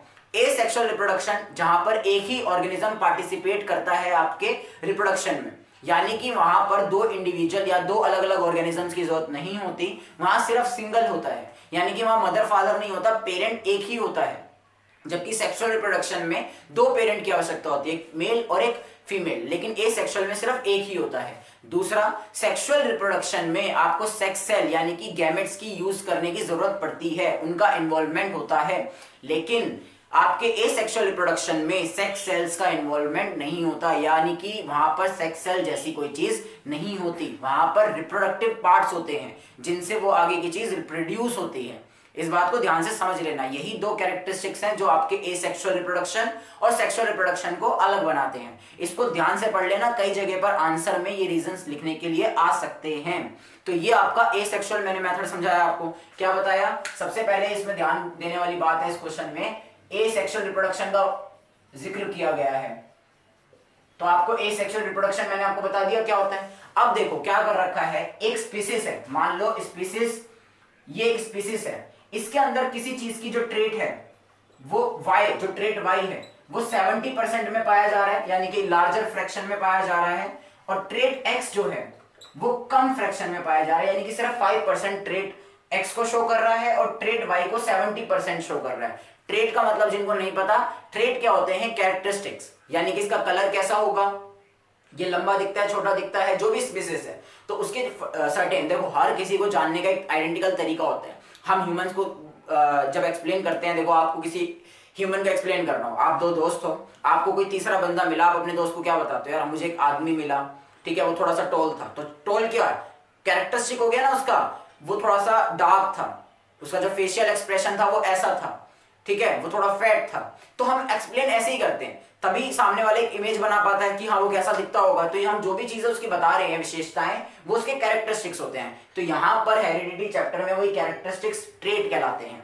तो जो ट्रेट Y है वो 70% में है, ट्रेट X जो है वो 5% उसमें है, यानी कि टोटल 100% से वो बना है 70% ये डोमिनेंट है और 5% में ये डोमिनेंट है, लेकिन ओवरऑल आपका वाई डोमिनेंट है। अब आपसे क्वेश्चन क्या पूछा गया है कि जब इनके ऑफस्प्रिंग्स आएंगे तो कौन सा ट्रेट अर्लियर नजर आएगा, यानी कि पहले नजर आएगा, आने वाली जो स्पीसीज होंगी रिप्रोडक्शन के बाद कौन सा ट्रेट जो है वो पहले नजर आएगा दूसरे वाले से। बिल्कुल सिंपल आंसर आपको समझ आ गया होगा, जो आप सोच रहे हैं वही इसका आंसर है। इसका आंसर है आपका ट्रेट वाई। क्यों? क्योंकि देखो सबसे पहले मैंने आपको बताया एसेक्सुअल रिप्रोडक्शन। एसेक्सुअल रिप्रोडक्शन के बारे में एक और बात जान लो, जो एसेक्सुअल रिप्रोडक्शन होता है वहां पर वेरिएशन बहुत कम होती है। क्यों? जब एसेक्सुअल रिप्रोडक्शन होता है तो सिंगल पेरेंट ही इन्वॉल्व होता है, तो सिंगल पेरेंट का ही डीएनए लिया जा रहा है, तो वो अपने जैसे ही आइडेंटिकल कॉपीज बनाता है। जो एसेक्सुअल रिप्रोडक्शन होता है इसके अंदर आइडेंटिकल कॉपीज बनती हैं, यानी कि जो अपने पेरेंट की तरह बिल्कुल सेम होता है। यानी कि अगर ये 3-4 भाई बहन भी हो रहे हैं तो ये बिल्कुल आइडेंटिकल होंगे, आप उनको डिफरेंशिएट नहीं कर सकते। ह्यूमंस को जब होते हैं तो आप डिफरेंशिएट कर सकते हो, वो अपने मम्मी पे गया है, पापा पे गया है, वो सिमिलर तो होता है लेकिन एग्जैक्ट कॉपी नहीं होता। लेकिन एसेक्सुअल रिप्रोडक्शन में एग्जैक्ट कॉपीज निकल कर आती हैं। आइडेंटिकल कॉपीज का मतलब एग्जैक्ट कॉपीज वही होता है, ठीक है। तो यहां पर वो डिफरेंशिएट नहीं कर पाता, तो इसके पास क्या होता है, ये एग्जैक्ट कॉपी बनाता है। तो जो ट्रेट इसके अंदर होंगे यानी कि स्पीसीज के अंदर होंगे, अपने ऑफस्प्रिंग्स में भी सेम कैरेक्टरिस्टिक्स नजर आएंगे। तो अभी वो आपको कह रहा है कि इस स्पीसीज में जो मेन कैरेक्टरिस्टिक्स यानी कि ट्रेट है वो 70% ये डोमिनेंट है, तो आने वाली जनरेशन को भी तो वो वही देगा, हाँ या ना? तो आने वाली जनरेशन को भी क्या देगा, वो ट्रेट वाई के कैरेक्टरिस्टिक्स पहले देगा, क्योंकि जब वो रेप्लिकेट कर रहे हैं यानी कि आगे बढ़ रही है, उनकी जनरेशन पीढ़ी एक पीढ़ी से आगे बढ़ रही है, तो जो कैरेक्टरिस्टिक्स डोमिनेंट होता है वो पहले नजर आता है, ठीक है। वहीं वाई बाद में नजर आएगा, ऐसा भी नहीं है ये नजर नहीं आएगा, लेकिन कुछ जनरेशन के बाद हो सकता है वाई कैरेक्टर निकलकर एक्स कैरेक्टर निकलकर बाहर आ जाए। इसका रीजन क्या है, कभी कभार जब रिप्रोडक्शन हो रही होती है तो सडन म्यूटेशन हो जाती है, ठीक है। सडन म्यूटेशन से क्या होता है कि जो आपका रिसेसिव ट्रेट है वो किसी ना किसी एक स्पीसीज के ऑफस्प्रिंग में बाहर आ जाता है, यानी कि वो डोमिनेंट बन जाता है। तो आएगा लेकिन बहुत बाद में आएगा, ठीक है। तो जो ट्रेट एक्स है वो आपका सडन किसी एक जनरेशन में नजर आएगा आफ्टर सडन म्यूटेशन। जब एकदम से उसमें चेंजेस आ जाएंगे तो किसी एक स्पीसीज में आपका ट्रेट एक्स जो है वो डोमिनेंट में नजर आएगा। ऐसा होता है ना कि आपकी पीढ़ी में किसी के भी ब्राउन बाल नहीं होंगे, सबके ब्लैक हैं, लेकिन सडन आपके घर में एक बच्चा पैदा हुआ जिसके बाल आ गए हल्के से ब्राउन कलर के। आपकी जनरेशन में सबके ब्लैक थे लेकिन उसके क्या आ गए, ब्राउन बाल आ गए। इसको ध्यान से समझना, मैं बहुत जो समझा रहा हूं वो बिल्कुल सिंपल सी चीज है। आपके अंदर हर तरह का ट्रेट होता है, आपने अलग अलग तरीके के बाल देखे होंगे, ठीक है। आपके बाल हैं ब्लैक, आपके फादर के बाल हैं ब्लैक, आपके ग्रैंडफादर के बाल हैं ब्लैक, लेकिन आपकी जो सिस्टर है उनके जो बाल हैं वो कैसे हैं, वो हल्के से ब्राउनिश कलर के हैं। ऐसा कैसे हुआ, क्योंकि हमारे अंदर ब्राउनिश का जो ट्रेट रहा होगा आपकी जनरेशन में वो कम रहा होगा, लेकिन एकदम से सडन म्यूटेशन के अंदर वो वाला जो ट्रेट है वो आपकी बहन में डोमिनेंट कैरेक्टर में नजर आया, इसीलिए उनके बाल कैसे नजर आए, ब्राउन नजर आए। तो यहां पर भी जो मैक्सिमम ट्रेट है यानी कि मैक्सिमम परसेंटेज ऑफ ट्रेट है वो वाई है, तो इसकी आइडेंटिकल कॉपी सबकी बनेगी, यानी कि इस जनरेशन में सब ट्रेट वाई को ही एक्वायर्ड करेंगे। लेकिन सडनली एकदम म्यूटेशन होता है, वेरिएशन आती है और एक पर्टिकुलर स्पीसीज में आपका जो ट्रेट एक्स होगा वो डोमिनेंट होगा, ठीक है। अब क्वेश्चन के ऊपर फिर से बता देता हूं, सिंपल कर देता हूं क्वेश्चन पे कि जो ट्रेट वाई है, trait why have arisen earlier than trait X because it has larger fraction in the parent species, ठीक है ना। ये आपका आंसर हो गया, सिंपल सा। जितनी सिंपल लैंग्वेज में लिखोगे आपको मार्क्स मिलने के चांसेस उतने ज्यादा होते हैं, ठीक है। आइए बात करेंगे अब अगले क्वेश्चन की, आप ये नोट कर लेना और अगला क्वेश्चन आपकी स्क्रीन पर ये रहा।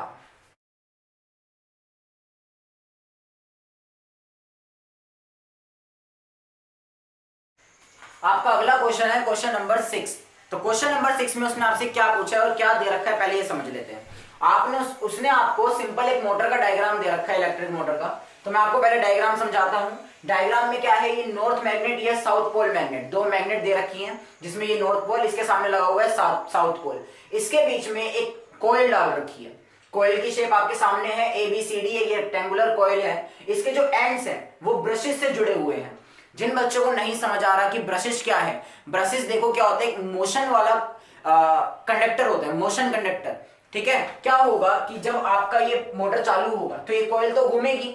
अगर कॉइल घूमेगी तो अगर ये तार के साथ कनेक्टेड होगी तो वो 1-2 टर्न के बाद तार जो है आपस में उलझ जाएगी, ऐसा ही होगा ना। लेकिन इसको करंट तो चाहिए, तो ये करंट क्या करता है, इन ब्रशेस के साथ ये जो वायर हैं जुड़ी रहती हैं, लेकिन कनेक्टेड नहीं होती है, बस इनसे टच हो रखी होती है। जिससे क्या होता है कि ये कॉइल अगर घूमेगी भी तो ये स्प्रिंग की तरह काम करेंगे और उससे हर उसके बाद टकराते जाएंगे ऐसे।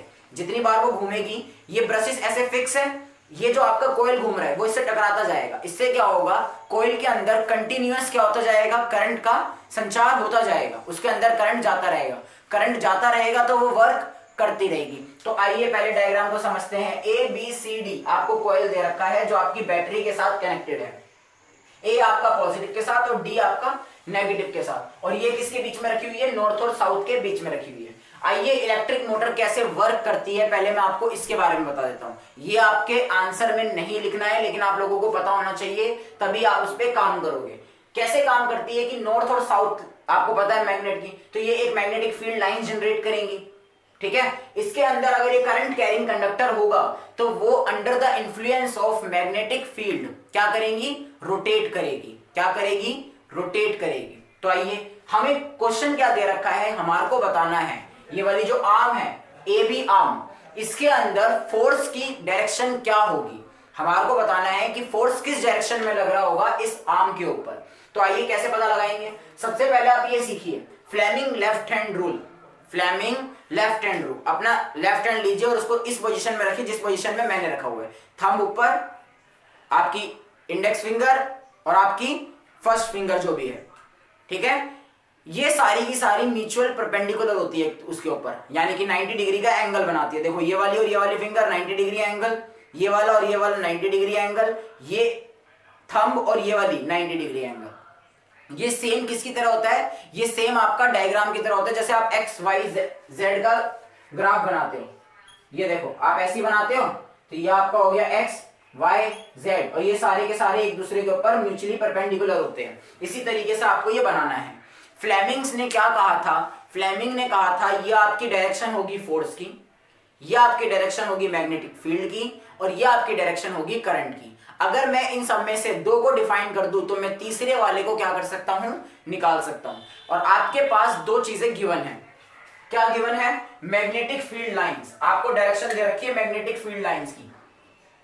मैग्नेटिक फील्ड लाइंस हमेशा नॉर्थ से शुरू होकर साउथ की तरफ जाती है, तो ये डायरेक्शन हो गई आपकी मैग्नेटिक फील्ड लाइंस की। आइए करंट की बात करते हैं। करंट हमेशा कहां से निकलता है, पॉजिटिव डायरेक्शन से। ये रहा करंट, ये जा रहा, ये करंट की डायरेक्शन है। ध्यान से देख लो, करंट की डायरेक्शन ये है, वापस घूमकर यहां आ रहा है। मैग्नेटिक फील्ड लाइंस की डायरेक्शन ये है। अब आपके लिए आसान होना चाहिए फ्लेमिंग लेफ्ट हैंड रूल का बताने के बाद कि इसकी फोर्स की डायरेक्शन क्या होगी। Fleming left hand rule mark कर लो जिनको नहीं पता। ये होती है आपकी फोर्स की, ये आपकी मैग्नेटिक फील्ड, और ये आपका करंट।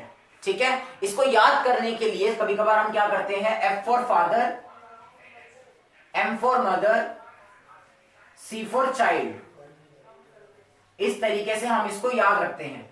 दोबारा देखिए, मैं आपको बनाकर दिखाता हूं। ये आपके 3 हो गए, जो थंब है ये फादर हो गए, ये मदर, ये चाइल्ड। तो FMC, father mother child. F for force, M for magnetic field lines, C for current. यानी कि हम इनमें से अगर 2 डायरेक्शन जानते हो तो हम इजीली तीसरी डायरेक्शन को निकाल सकते हैं, लेकिन हमारे को एक समय पर 2 डायरेक्शंस का पता होना बहुत जरूरी है। आइए बात करते हैं अपने क्वेश्चन में।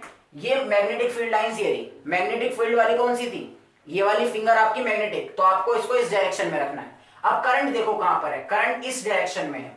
किस डायरेक्शन में है, उस डायरेक्शन में है करंट। मैग्नेटिक फील्ड लाइंस ये रही, करंट उधर है, आपका क्या आ गया, ये डाउनवर्ड डायरेक्शन आ गई। किस डायरेक्शन आ गई, डाउनवर्ड डायरेक्शन, यानी कि आपकी जो फोर्स लग रही है शाम पर वो नीचे की तरफ लग रही है।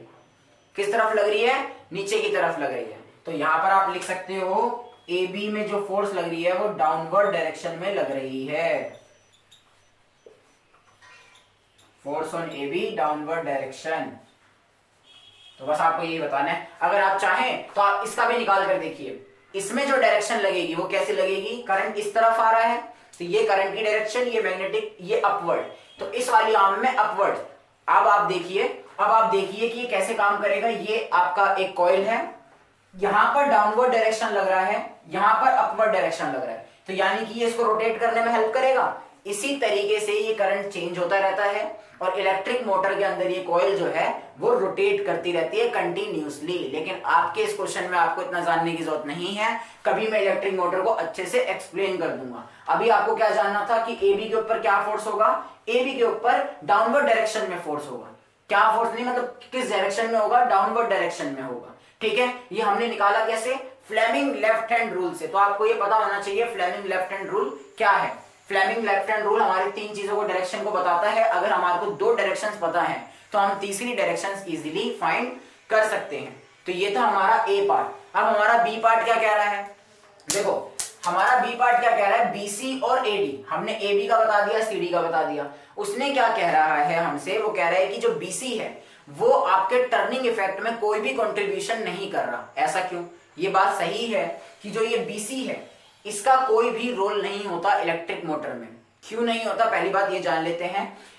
पहला रीजन ये है, इसके अंदर करंट की डायरेक्शन क्या है, इस डायरेक्शन में है। मैग्नेटिक फील्ड किस डायरेक्शन में है, इस डायरेक्शन में है। जब भी करंट और मैग्नेटिक फील्ड, ये रहा करंट, ये रहा मैग्नेटिक फील्ड, जब ये सेम डायरेक्शन में होते हैं तो आपकी जो फोर्स होती है वो मिनिमम होती है या अप्रोक्स जीरो होती है। ठीक है, या तो आपकी फोर्स मिनिमम होगी या जीरो होगी। ये पहला पॉइंट लिखना है आपको कि whenever current and the magnetic field lines are in the same direction the force is minimum। ठीक है, the force is minimum। दूसरा, ये वाली जो फोर्स है और इधर वाली जो फोर्स है, यानी कि आर्म BC इक्वल है आर्म AD के, लेकिन अपोजिट डायरेक्शन में। आर्म BC अगर इस डायरेक्शन में लगा रही है तो आर्म BD इस डायरेक्शन में लगा रही है, तो इसलिए ये एक दूसरे को क्या कर देते हैं, कैंसिल आउट कर देते हैं। तो आप ये लिख सकते हो effect of force on arm BC, effect of force on arm BC cancel out by the effect of force by arm AD। यानी कि AD के ऊपर जो फोर्स बन रही है और BC के ऊपर जो फोर्स बन रही है वो अपोजिट डायरेक्शन में है और मैग्नीट्यूड में सेम है। इसकी वजह से वो क्या कर देते हैं, एक दूसरे के इफेक्ट को ही कैंसिल कर देते हैं, तो जो नेट फोर्स आती है वो जीरो आती है। इस वजह से इनका जो कंट्रीब्यूशन होता है टर्निंग इफेक्ट में वो जीरो हो जाता है। तो आपको यही आंसर में लिखना है। इसी के साथ आपका क्वेश्चन 6 भी हो गया। अगला क्वेश्चन आपकी स्क्रीन पर ये रहा।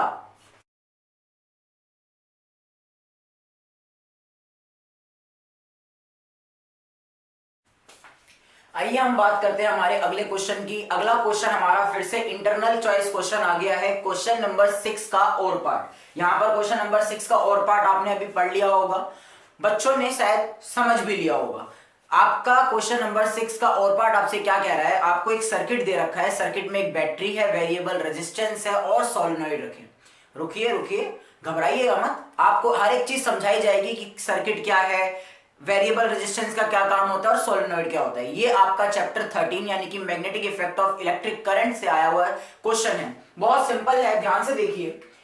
ये सर्किट में ये आपकी बैटरी का रोल प्ले कर रही है, आपने देखी होंगी बैटरी, ये इसका पॉजिटिव टर्मिनल, ये इसका नेगेटिव टर्मिनल। वेरिएबल रेजिस्टेंस, ये आपका वेरिएबल रेजिस्टेंस है। वेरिएबल रेजिस्टेंस क्या होता है, जिसका रेजिस्टेंस हर समय चेंज होता रहता है, यानी कि ये फिक्स रेजिस्टेंस नहीं है। इसकी वैल्यू को सर्किट में लगाने के बाद भी चेंज किया जा सकता है एक्सटर्नली और इंटरनली। ये आपका सोलेनोइड है, जो आपको ये दिख रहा है घुमा हुआ रिंग, इस कॉइल को सोलेनोइड कहते हैं। जो मेटल की ये रिंग होती है, इस स्पाइरल, इसको आप बोलते हो, इस हेलिक्स स्ट्रक्चर को आप बोलते हो क्या, सोलेनोइड। इसका काम होता है, मैं भी आपको बताऊंगा। लगभग आपने बहुत सी जो मोटरें वाली देखी होंगी, मोटर्स देखी होंगी, या आपके ऐसे प्रोडक्ट जो भी होते हैं उनके अंदर आपका सोलेनोइड ही लगा होता है। ये बेसिकली क्या करता है, आपका जो कंडक्टर होता है उसके टर्न्स को बढ़ाकर उसकी लेंथ बढ़ा देता है।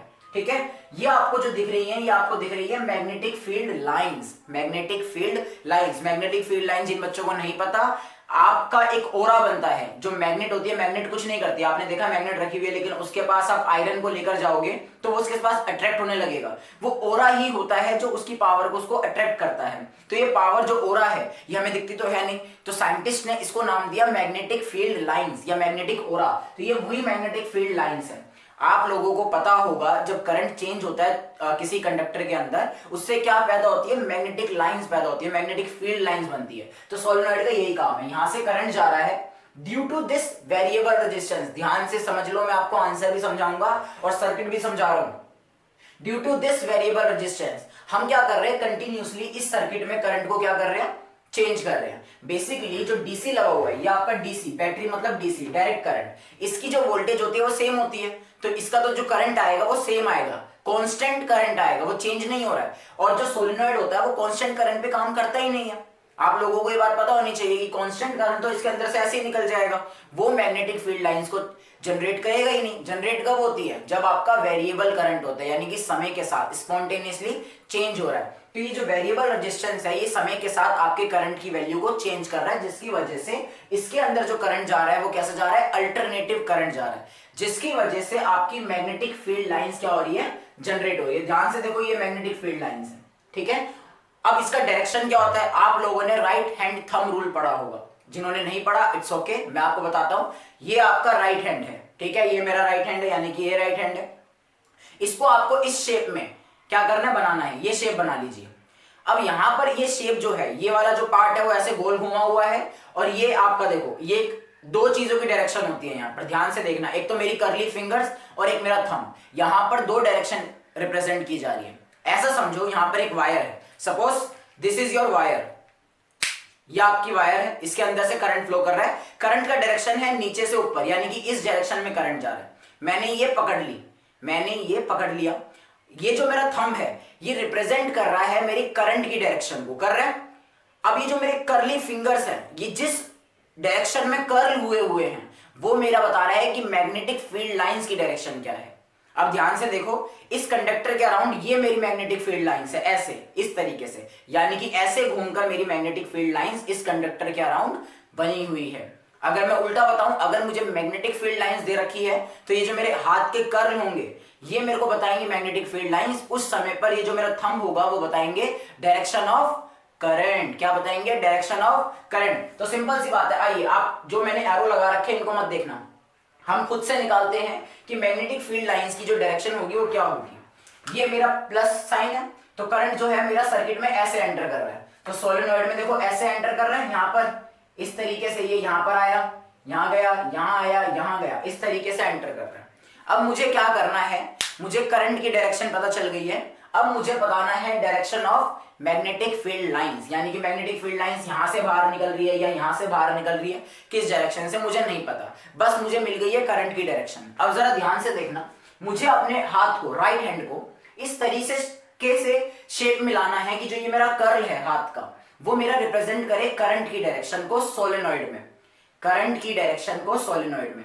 उस केस में जो मेरा थंब रिप्रेजेंट करेगा वो मेरी मैग्नेटिक फील्ड लाइंस को रिप्रेजेंट करेगा। अब जरा ध्यान से देखो, करंट ऐसे आ रहा है, यानी कि ये आ रहा है ऐसे, इधर से देखो ये मेरे लिए सही पड़ेगा, ये करंट आ रहा है और इस तरीके से घूम रहा है करंट, ठीक है, घूम रहा है।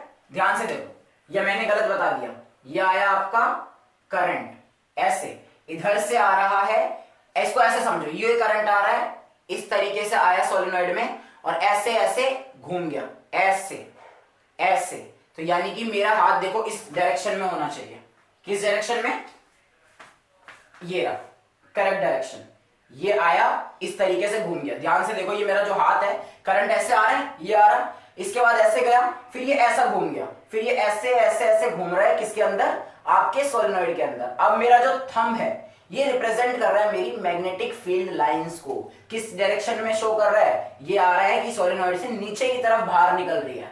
ध्यान से देखो, नजर आ रही है आपको, ये सोलेनॉइड से जो मैग्नेटिक फील्ड लाइंस है वो नीचे की तरफ बाहर आ रही है। आपको सिर्फ इस हाथ को इस तरीके से लेकर आना है कि ये सही से बता पाए। अभी मैं ऐसे ऐसे घूम रहा था क्योंकि मेरे को अभी समझ नहीं आ रहा था ना, इसको आपको 3D में समझना है। आपके सामने कैसे वायर आ रही है, फिर वो सोलेनॉइड पे ऐसे ऐसे घूम रहा है, ऐसे ऐसे अंदर, फिर ऐसे, तो ये इस तरीके से आया। आपको हाथ चेंज नहीं करना है, आपको राइट हैंड रखना है। करंट ऐसे आ रहा था, ये सोलेनॉइड है, ये घूम गया, अब करंट किस तरीके से घूम रहा है, तो यानी कि जो मेरा थंब है वो रिप्रेजेंट कर रहा है किसको, मैग्नेटिक फील्ड लाइंस को। आइए क्वेश्चन की बात करते हैं। पहला क्वेश्चन वो हमसे क्या पूछ रहा है, पहला क्वेश्चन वो हमसे ये पूछ रहा है, state the magnetic field pattern indicates region where the magnetic field is stronger. हमारे को बताना है कि किस रीजन में हमारी जो मैग्नेटिक फील्ड है वो सबसे ज्यादा है, यानी कि उसकी जो पावर, उसकी जो इंटेंसिटी है सबसे ज्यादा है। सिंपल सा वन वर्ड का आंसर आपको देना होता है, आप इसको एक लाइन में दे, वन वर्ड में दे। आपका ये जो क्वेश्चन है सेक्शन ए से है, जो कि 2 मार्क्स के एक क्वेश्चन है, इसमें से भी आपका जो पार्ट ए है वो आपका 1 मार्क्स का है, तो एक लाइन का आंसर इज इनफ। आपको ये पता होना चाहिए जहां पर मैग्नेटिक फील्ड लाइंस कम जगह में ज्यादा होंगी, यानी कि जितना पास पास होंगी वहां पर मैग्नेटिक फील्ड भी सबसे ज्यादा होगी, वहां मैग्नेटिक पावर सबसे ज्यादा होगी। जहां मैग्नेटिक फील्ड लाइंस दूर दूर होंगी वहां पर मैग्नेटिक पावर या मैग्नेटिक इंटेंसिटी कम होगी। अब आप इस पूरे फिगर को देखिए, आपको यहां पर ऐसा लग रहा है दूर दूर हो रही है, ठीक है, इन वालों में तो दूर दूर नजर आ रही है, कहां पर आपको सबसे पास नजर आ रही है, जरा ये वाला पैटर्न देखिए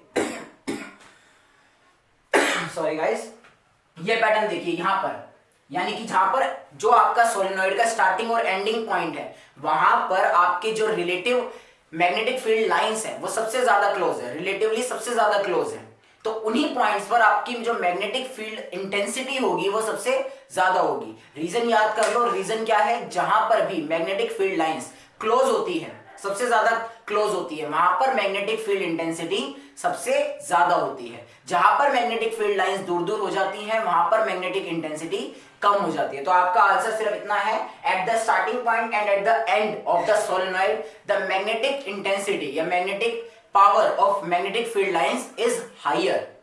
ठीक है गाइस, अगला पार्ट हमारा क्या कह रहा है कि हमने करंट को रिवर्स कर दिया, यानी कि अब जो बैटरी लगा दी, इसको सोचो ऐसे करके रिवर्स कर दिया बैटरी, ये आपका नेगेटिव हो गया, ये आपका पॉजिटिव हो गया।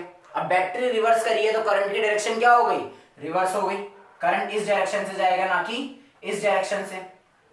अब करंट यूं जा रहा है, अब हमारे को बताना है कि मैग्नेटिक फील्ड इंटेंसिटीज का क्या होगा। आइए देखते हैं, पहले ये वाली याद कर लो। अभी जो आपकी मैग्नेटिक फील्ड लाइंस है वो इस तरीके से बाहर निकल के ऐसे चल रही है, ऐसे, ठीक है। अब देखो क्या हो रहा है, यहां से करंट जा रहा है, अब मेरा हाथ ऐसे है, पहले ऐसे था, अब मेरा हाथ ऐसे है, करंट ये जा रहा है। अब की बार जो टर्न है वो इस तरीके से ले रही है, ठीक है ना, ये ले लिया। आप जरा इसको देखिए, ये करंट जा रहा और ये ऐसे घूम गया, यहां पर जा रहा है, ऐसे घूम गया।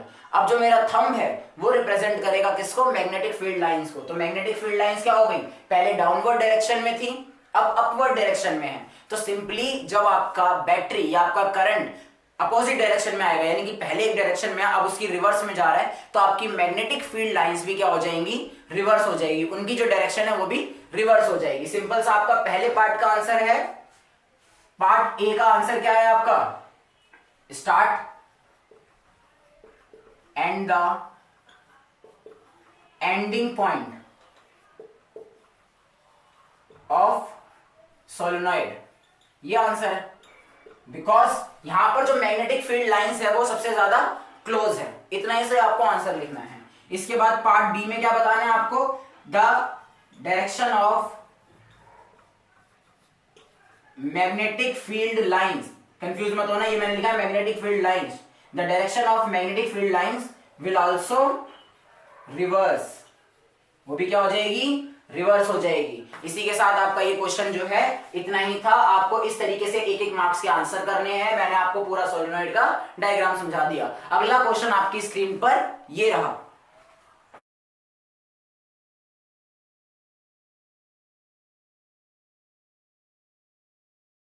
आपका अगला क्वेश्चन है क्वेश्चन नंबर 7। ये आपका इस सेक्शन का आखिरी क्वेश्चन होने वाला है। मैंने आपको बताया था सेक्शन ए में टोटल कितने क्वेश्चन होने वाले हैं, 7। तो आपके सामने क्या नजर आ रहा है, हाँ, हम सारे क्वेश्चन सॉल्व करते करते हमारी मंजिल क्वेश्चन नंबर 7 तक पहुंच गए हैं। यहीं पर हमारा सेक्शन का ये आखिरी क्वेश्चन होने वाला है।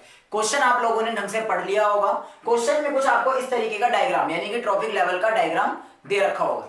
क्वेश्चन में आपसे बोला गया है कि एक लेक में डीडीटी पाउडर का छिड़काव किया गया है, स्प्रे किया गया है मॉस्किटो ब्रीडिंग को रेगुलेट या कंट्रोल करने के लिए, ठीक है। पर इससे ट्रॉपिक लेवल पर क्या असर पड़ेगा, हमारे को यह आंसर बताना है, ठीक है। तो अब सबसे पहले तो मैं आपको डीडीटी का बता दूं कि जो डीडीटी है वो एक तरीके का पेस्टिसाइड्स है, यानी कि इंसेक्टिसाइड्स की तरह काम करता है। बेसिकली वो इंसेक्ट्स को ब्रीड करने से रोकता है, उनकी पॉपुलेशन बढ़ने से रोकता है, ताकि जो उससे होने वाले हार्म है वो रोके जा सके। ठीक है, तो डीडीटी की फुल फॉर्म क्या है? Dichloro diphenyl trichloroethane. हाँ, इतना बड़ा नाम हो सकता है। ये केमिकल है डीडीटी, याद कर लेना, आपके में पूछा भी जा सकता है, आपको पता भी होना चाहिए। डाइक्लोरो डाइफिनाइल ट्राइक्लोरोइथेन, ये एक तरीके का आपका केमिकल सब्सटेंस है जो आपके इंसेक्टिसाइड्स की तरह काम करता है।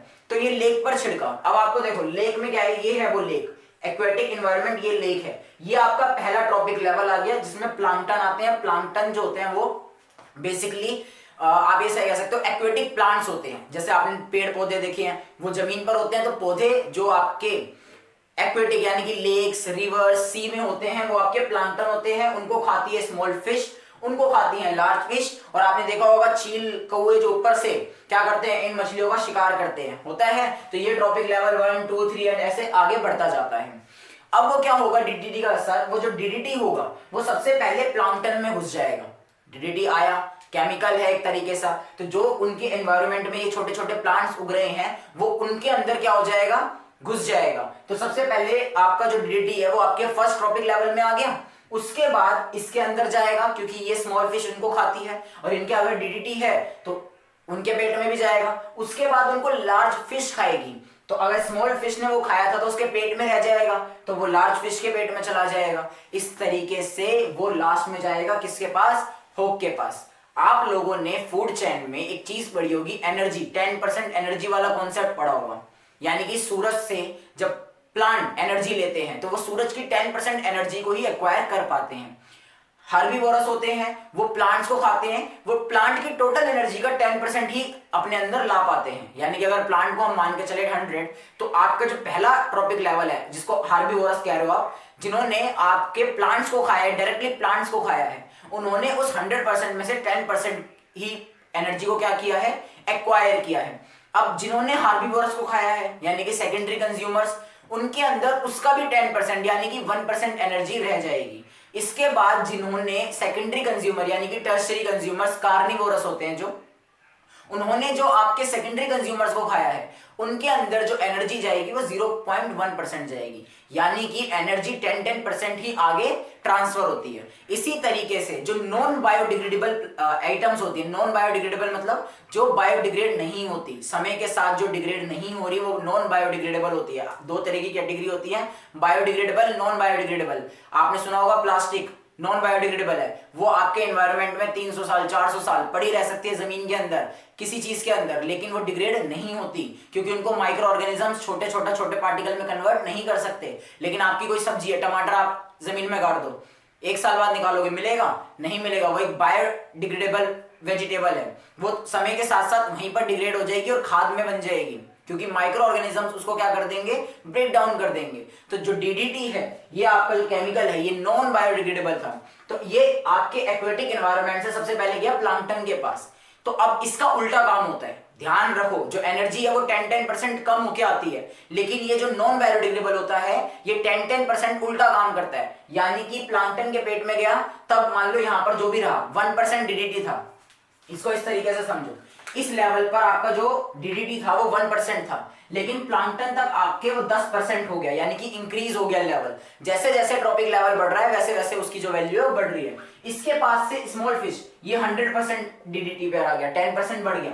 फिर लार्ज फिश पर आ गया ये 1000%, उसके बाद ये 10,000% डीडीटी होक के पेट में जाएगा। यानी कि देखो, जब प्लांक्टन उसको खा रहा था तो 10% डीडीटी था, तो वो उसके लिए इतना हार्मफुल नहीं था। लेकिन जिस तरीके से ये हमारी फूड चेन में डीडीटी घुसा, उस तरीके से जो हायर लेवल पे होते हैं उनके लिए वो छोटा सा पार्टिकल भी क्या बन जाएगा, बहुत बड़ी समस्या बन सकता है, जिनसे उनकी मौत तक हो सकती है। तो इसी प्रोसेस को, इसी फेनोमेनन को क्या बोला जाता है, बायोलॉजिकल मैग्निफिकेशन। क्या कहा जाता है, बायोलॉजिकल मैग्निफिकेशन। ध्यान से पढ़ो, non biodegradable pesticides accumulate progressively at each trophic level, यानी कि यहां से बढ़ता जा रहा है क्योंकि वो एक्यूमुलेट होता जा रहा है, बढ़ता जा रहा है। ये आपको इस तरीके से, इस टर्म को बोलते हैं बायोलॉजिकल मैग्निफिकेशन। तो आपने जस्टिफाई आंसर कर दिया हमारा। सबसे पहले एंटर हुआ प्लांक्टन से, हाईएस्ट लेवल ऑफ डीडीटी पाया जाएगा होक के अंदर, प्लांटन से शुरू होकर होप तक गया, तो आपको ये सोचना चाहिए कि यहां से आगे जाने के बाद तो ये कम होना चाहिए था। कम नहीं होता। बायोलॉजिकल मैग्निफिकेशन में क्या होता है, जो नॉन बायोडिग्रेडेबल आइटम्स होती हैं, ऐसी आइटम्स होती हैं, वो समय के साथ साथ हर ट्रॉपिक लेवल पर इंक्रीज करती जाती है। जिस तरीके से एनर्जी डिक्रीज करती है, नॉन बायोडिग्रेडेबल एनर्जी जो होती है, आइटम्स जो होती हैं, वो बढ़ती जाती है। तो होप के अंदर सबसे ज्यादा पाया जाएगा। इसलिए कहा जाता है कि आपके जो खेत होते हैं उनमें आपको केमिकल फर्टिलाइजर्स का यूज नहीं करना चाहिए। आपको जो अपने केमिकल वेस्ट होता है वो नदियों में नहीं फेंकना चाहिए। क्यों? क्योंकि हम जो सेकेंडरी कंज्यूमर्स, हम ह्यूमन जो है वो सेकेंडरी कंज्यूमर की तरह अगर काम कर रहे हैं, तो अगर हम कोई भी ऐसी चीज खा रहे हैं जिन्होंने वो चीजें क्या कर रखी है, एक्यूमुलेट कर रखी है, तो हमारे लिए वो ज्यादा नुकसानदायक चीजें बन जाती है। आप लोग प्लांट्स वगैरह खाते हो, वो कहां से आते हैं? खेतों से आ रहे हैं। खेतों में अगर आपने केमिकल फर्टिलाइजर्स यूज कर रखे हैं, तो आपके जो प्लांट्स हैं उनके अंदर वो मतलब अब्सॉर्ब करे होंगे उन्होंने, तो केमिकल जो वो चीजें हैं वो उनके अंदर ही होगी, उसके बाद वो आपके अंदर एक्यूमुलेट हो जाएगी। ठीक है। लेकिन मान लो आपने क्या करा, आप नॉनवेज खाते हो, तो आपने ऐसा कोई जानवर खाया जिन्होंने वो पहले से, जैसे मान लो आपने कॉक खाया, हैन यानी कि चिकन बनाकर खा रहे हो आप चिकन ने वो वीट खाया था जिसके अंदर केमिकल फर्टिलाइजर्स जले हुए थे, तो ये 2 लेवल तक आ गया, तो आपके लिए खतरा क्या हो गया, इंक्रीज हो गया। इसीलिए आपको सलाह दी जाती है कि आपको केमिकल चीजों का छिड़काव ऐसी जगह पे नहीं करना चाहिए जहां पर फूड आइटम्स पनप रहे या फर्स्ट ट्रॉपिक लेवल के फूड आइटम्स होते हैं। ठीक है। तो आपको आंसर में क्या जस्टिफाई करना था, प्लांटन, मैंने आपके लिए आंसर लिख दिया है। DDT being a non degradable pesticide will enter the food chain from the very first trophic level which is plankton. और ये जो नॉन बायोडिग्रेडेबल पेस्टिसाइड्स है वो एक्यूमुलेट हो रहा है, इस फेनोमेनन को कहा जाता है बायोलॉजिकल मैग्निफिकेशन। और हाईएस्ट लेवल पे कौन पाया जाएगा, होप। सबसे ज्यादा जो आपका नॉन बायोडिग्रेडेबल आइटम डीडीटी पाया जाएगा वो किसके अंदर पाया जाएगा, होप के अंदर पाया जाएगा। तो ये इसी के साथ आपका क्वेश्चन 7 का और पार्ट अभी आने वाला है, ये उससे पहला पार्ट है। यहां पर भी आपको इंटरनल चॉइसेस दे रखी हैं, 7 के 2 पार्ट हैं, ये मैंने पहला पार्ट करा दिया। अब आपकी स्क्रीन पर आपको और पार्ट नजर आएगा। Here is our question number 7 का और पार्ट। अब आपके सामने आ गया है क्वेश्चन नंबर 7 का और पार्ट। ये रहा क्वेश्चन नंबर 7 का और पार्ट। क्वेश्चन नंबर 7 के और पार्ट में आपको कुछ ऐसा फ्लो चार्ट सा नजर आ रहा है, आप लोगों ने अभी देखा होगा। ये आपको ग्रीन प्लांट्स दे रखे हैं, ये डियर, ये टाइगर, और आपको कुछ एरोज दे रखे हैं। 3 वर्टिकल एरोज दे रखे हैं जिनका डायरेक्शन ऊपर की तरफ है, ए, सी, ई, और 2 आपको हॉरिजॉन्टल एरोज दे रखे हैं, बी और डी।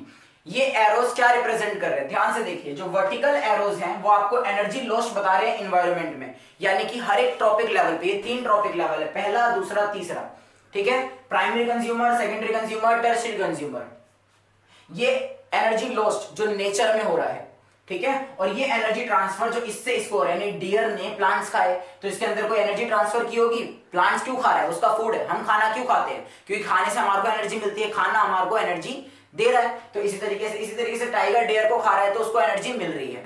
अब आपका जो क्वेश्चन है वो क्वेश्चन क्या है कि ए, सी और ई में से सबसे ज्यादा एनर्जी किस एरो के अंदर शो हो रही है, यानी कि लॉस्ट हो रही है। बेसिकली ए, सी, ई, इनमें से, तीनों में से किसके अंदर सबसे ज्यादा एनर्जी लॉस्ट हो रही है इन्वायरमेंट के अंदर, और बी और डी में से किसमें सबसे ज्यादा एनर्जी ट्रांसफर हो रही है एक ट्रॉपिक लेवल से दूसरे ट्रॉपिक लेवल पर। ये 2 तरीके से क्वेश्चन है, इसको मैं एक ही एग्जांपल से आप लोगों को समझाऊंगा।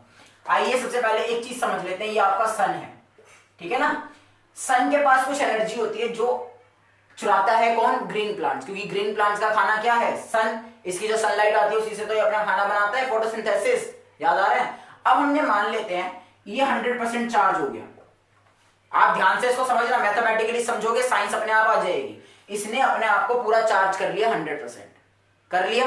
अब क्या होगा, 100% इसने चार्ज किया, तो 100% में से इसके पास कितना रहा हमारे को ये समझना है। इसने तो यहां से 100% ली है, इसके पास कितना रहने वाला है, इसके पास सिर्फ 10% रहने वाला है। इसी से पहले क्वेश्चन में मैंने अभी आपको समझाया कि 10% लो क्या है, हर एक ट्रॉपिक लेवल पर जो एनर्जी है वो सिर्फ 10% आगे अप्रोक्सीमेटली है, ये 10% ट्रेवल करती है, यानी कि ट्रांसफर होती है। इसके पास जितनी एनर्जी थी, अब इसके पास तो देखो बहुत सारी एनर्जी है, इसने उसमें से 100% एनर्जी ले ली। अब जो प्लांट्स हैं वो कई तरीके की एक्टिविटी शो करते हैं, जैसे कि ग्रोथ, उनको बढ़ना भी है, रिप्रोडक्शन करना है उनको, ग्रोथ करनी है उनको, साथ ही साथ डाइजेशन, किचन में खाना बना रहे हैं उसमें भी एनर्जी यूज हो रही है, इसके लिए उनको रॉ मटेरियल्स, देखो बहुत सारे काम होते हैं, आपको मैं गिनवा भी नहीं सकता। जाइलम और फाइलम होते हैं, वो आपके क्या कर रहे हैं, एक्सट्रैक्ट कर रहे हैं न्यूट्रिशंस को, उसमें एनर्जी लग रही है, आपकी ग्रोथ में एनर्जी लग रही है, रिप्रोडक्शन करते हैं उसमें एनर्जी लगती है। तो 90% जो हो गई, यहां पर देखो 90% आपकी इन्वायरमेंट में लॉस्ट हो गई। टोटल 100% एनर्जी इसने ली थी, 90% उसमें लॉस्ट हो गई। इसके पास कितनी बची? 10%। यानी कि डियर जब इसको खाएगा तो उसको कितनी एनर्जी मिलेगी? 10%। यानी कि बी हमारा 10 हो गया, ए हमारा 90 हो गया। ठीक है, अब वापस आ जाते हैं डियर के पास। डियर ने टोटल एनर्जी जो गेन करी वो 10% करी।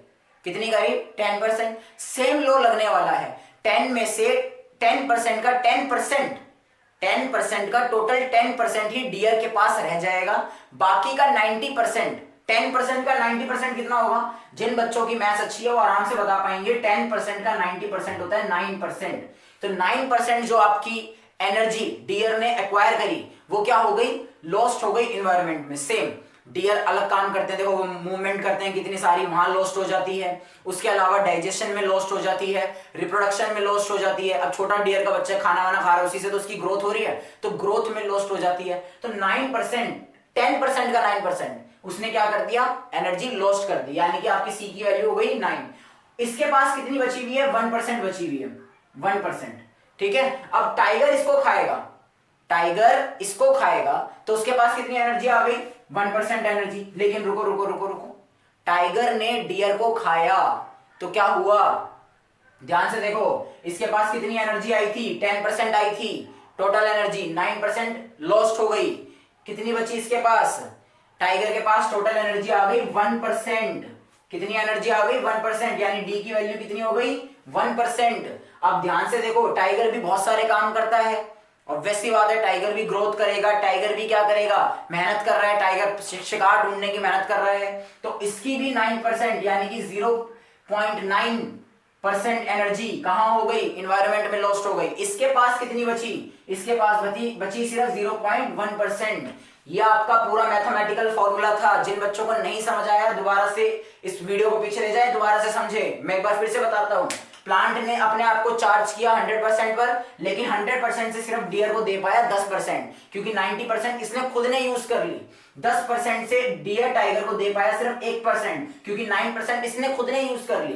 टाइगर के अंदर अब कितनी है? टाइगर के अंदर है 0.1%, क्योंकि 0.9% उसने खुद ने यूज कर ली। अब आपको क्या नजर आ रहा है? वर्टिकल में सबसे ज्यादा एनर्जी कहां लॉस्ट हुई? ए ने लॉस्ट करी। तो यहां पर लिखो वर्टिकल एरोज में ए आंसर आएगा।